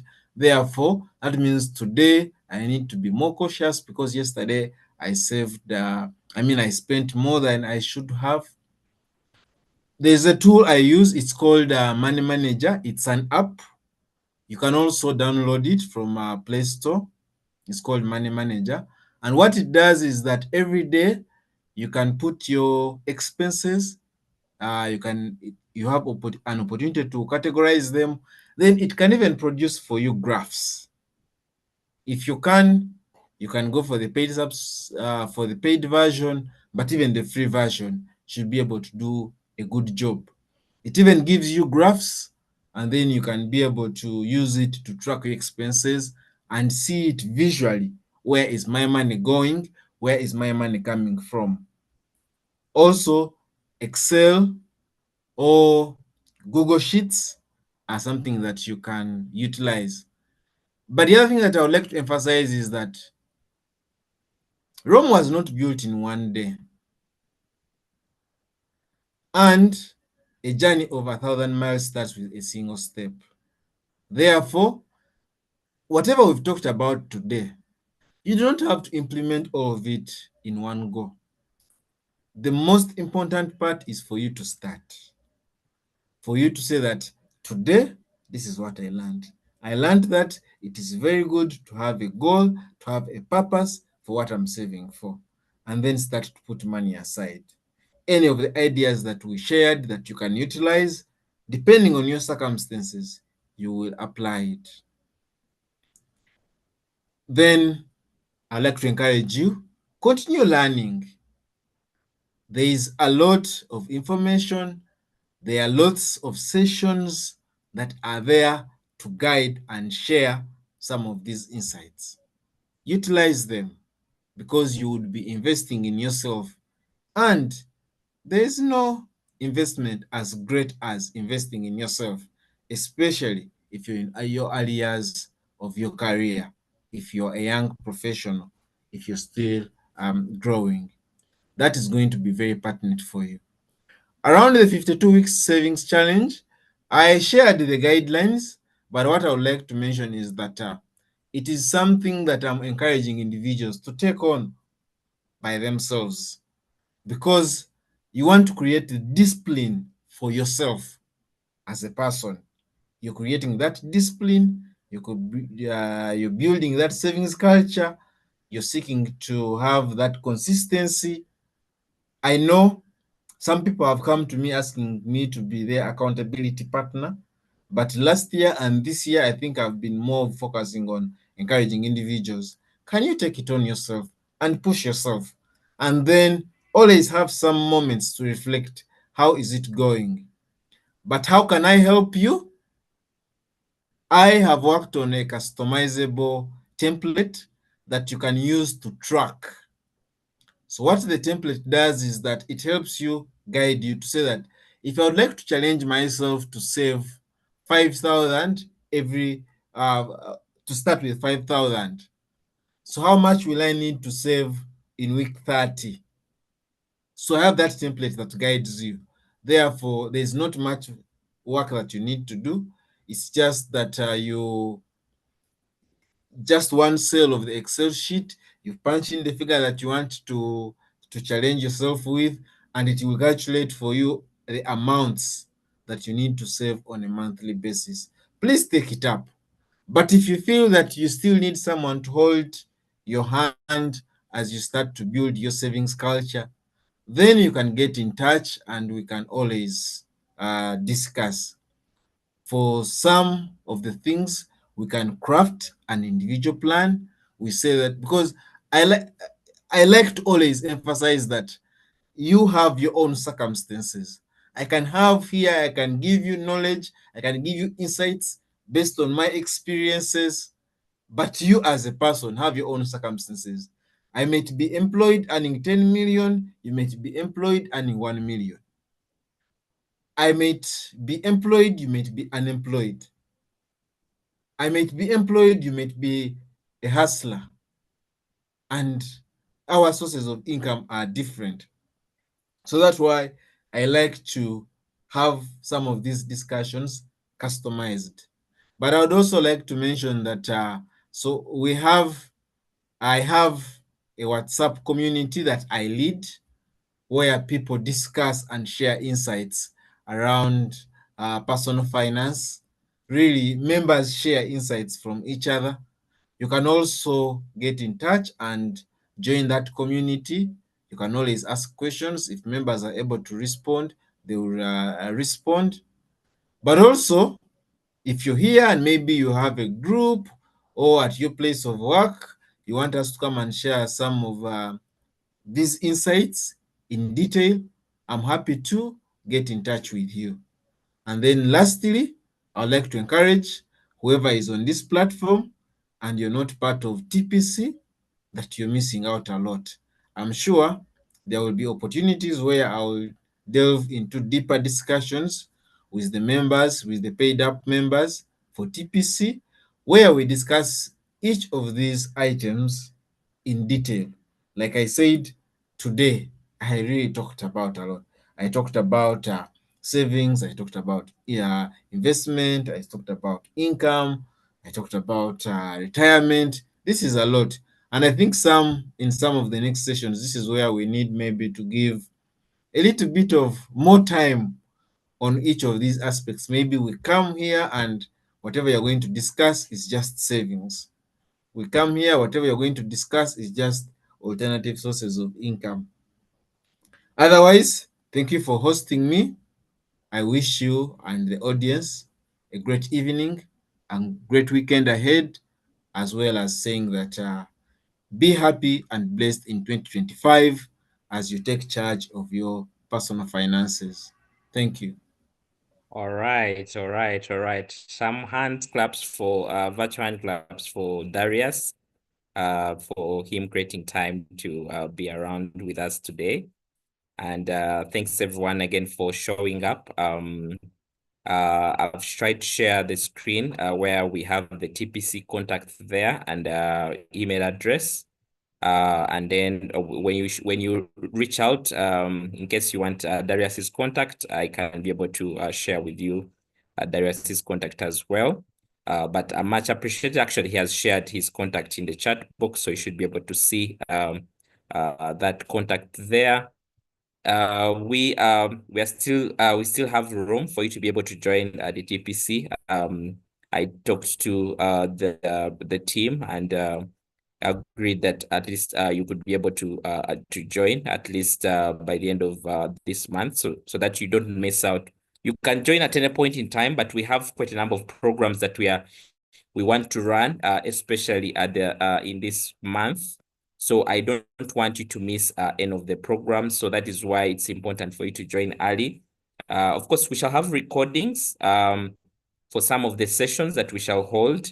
But if you join early, means that you're part of the growth journey, such that in case there's anything that you want to be able to ask, you can ask those live sessions, and that can help you. So make sure that you reach out in case you want to be a member, the principal member. I know there are those in the WhatsApp group, in the general WhatsApp group, but for you to be able to access certain kind of sessions, you may need to be able to be on the principal members WhatsApp group. So that is about joining us. Of course, we have quite a number of other sessions that are coming up. Believe me, 2025 should be a better year with quite a number of things that we have planned as TPC. We want to make sure that by the end of 2025, our lives are not just the same the way they used to be. So that is one of the things that that is our goal for you, to see that we help you grow. And you see, growth is continuous, and that's why we are called the Transformation Professionals Club. Like every time you keep unveiling yourselves, you keep growing. We have quite a number of sessions around personal finance, like what we have had today. We will get down into depth. We also have a program around public speaking. And as you can see, one of our inaugural session will actually be happening 10th of January 2025, where I'll be hosting one of the best speakers in the country. Here is David Asanga. You'll be able to learn from myself and him and other mentors on the process. We also have programs around personal leadership. Now, when we say personal leadership, we are basically saying there are people who have not understood themselves. There are people who, despite us speaking with confidence, personal finance, there is still a lot of self fear within themselves. There is still uncertainty in terms of what direction to take. You're basically stuck and you can't see. I know one of our coaches, Diana, shared with us that you're more of you're on that mill that is running, but it's running in no direction. So personal leadership, that module is going to help you get yourself in the direction that you should be taking. You see, I already spoke about direction, and I said one of the worst things is to be on the road when you don't have any direction that you're taking as an individual. You do not know if your life is crafted for self-employment or is crafted for you to grow in your career. For anything that comes around takes you because you do not have direction. So when it comes to the personal leadership module, that is one of the key aspects that we shall be looking at to see how do we guide you to be able to know your purpose. Why do you do what you do? You know, sometimes when you actually get to that level where you know what you do, why you do certain things, there's a lot of clarity. I'll tell you that why I do this coaching and mentorship is because I want to help others improve. And this is something that I got to know very early in my life. I know that this is my purpose, this is my calling. And believe me, through this service, I've been able to impact quite a number of people. But as well, I've also been able to grow myself. And I'll tell you that even when I'm an accountant in my work, doing this kind of work gives me some level of fulfillment. So what about you also getting to that level where you know that beyond just your job, you can do something that is very transformational, that is able to not only just create impact for you, that it could actually be something that you're able to earn from. So that is something that we are, the personal leadership helps you to be able to understand who are you, why were you created, and what legacy do you want to live in this world. And that's why we've also made it to be a more of our introductory module, because we want, by the time we are speaking about speaking with confidence, you already have it in mind, whether it's the speaking with confidence is going to help you in your career, is going to help you. You want to develop a speaking career, you want to be a consultant, a public speaker, or you want to go into ministry where you're going to be speaking to people in church or to people in a mosque or whatever. You have that kind of direction. And all this that we are going to learn in terms of public speaking, personal finance, are just trying to they're basically, they're just parts of a bigger picture of who you want to be. So that is why personal leadership is a very key, and it's a very key module as well. I know we also have personal branding. We are in the era and age of technology, and even not even just technology, but the personal brands are very key in our era and age, either online brands or offline brands. We know very well that CVs and cover letters are actually dying in terms of how they influence somebody's recruitment. Because right now, if you're somebody who is recruiting, if I was recruiting from the other side, I know that you can run to ChatGPT and you work on your CV and give me something that is worked on by AI. The same thing with your cover letter. So I can never say I'm going to base only on that CV to recruit. Never. Because I know that you can get that CV well crafted for you by an AI. So what now protects you in this era and age is your personal brand. After you've applied, the next thing somebody is going to do is run to your LinkedIn and check out to see who is this person. The next thing somebody is going to do, go to Google and just Google your name to see what are you posting online. But even the relationships you build through networks, they say over 80% positions are filled, not through public advertisement. Even for some public advertisements, before they even get into the public, they have already tried out options of, do you know anyone who can do ABCD? So personal branding is one of the key and the most important module that we will also be covering within the program. So we have quite a number of things that are really planned. And for me, I'm excited because I know that this year is going to be a totally different year from the past years. Not because we are going to change government, not because nothing is going to happen or my employer is going to promote me or do what, but we are taking charge of our careers. We are taking charge of our professional journeys. We are saying we are here. The future is here. We have to play. We have to be active participants of this future, and we have not to be that kind of point where we are regretting of either because of our backgrounds or because of our current situations. We are basically getting ourselves from that deep pit to say that enough is enough. This year is a year where I need to change. I need to be better. I need to be confident. I need to show up as a professional. I need to show up as somebody who is respected in the industry, because it is possible and everything can happen. So thank you so much for listening.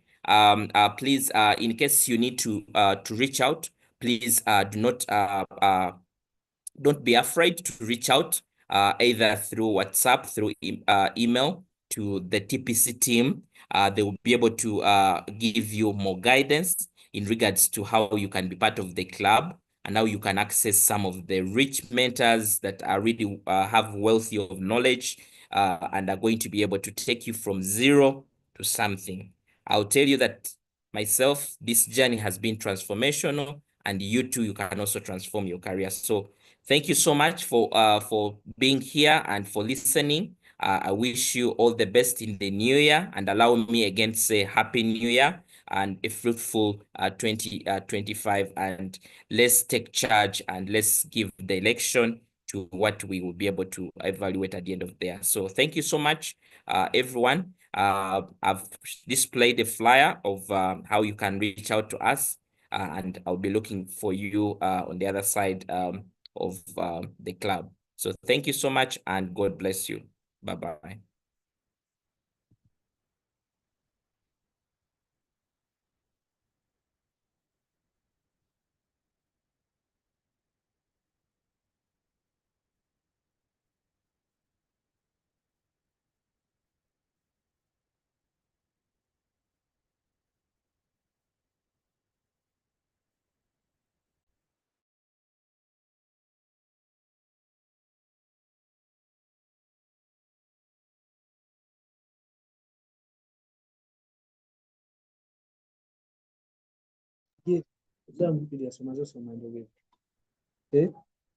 Bigere bya Julius.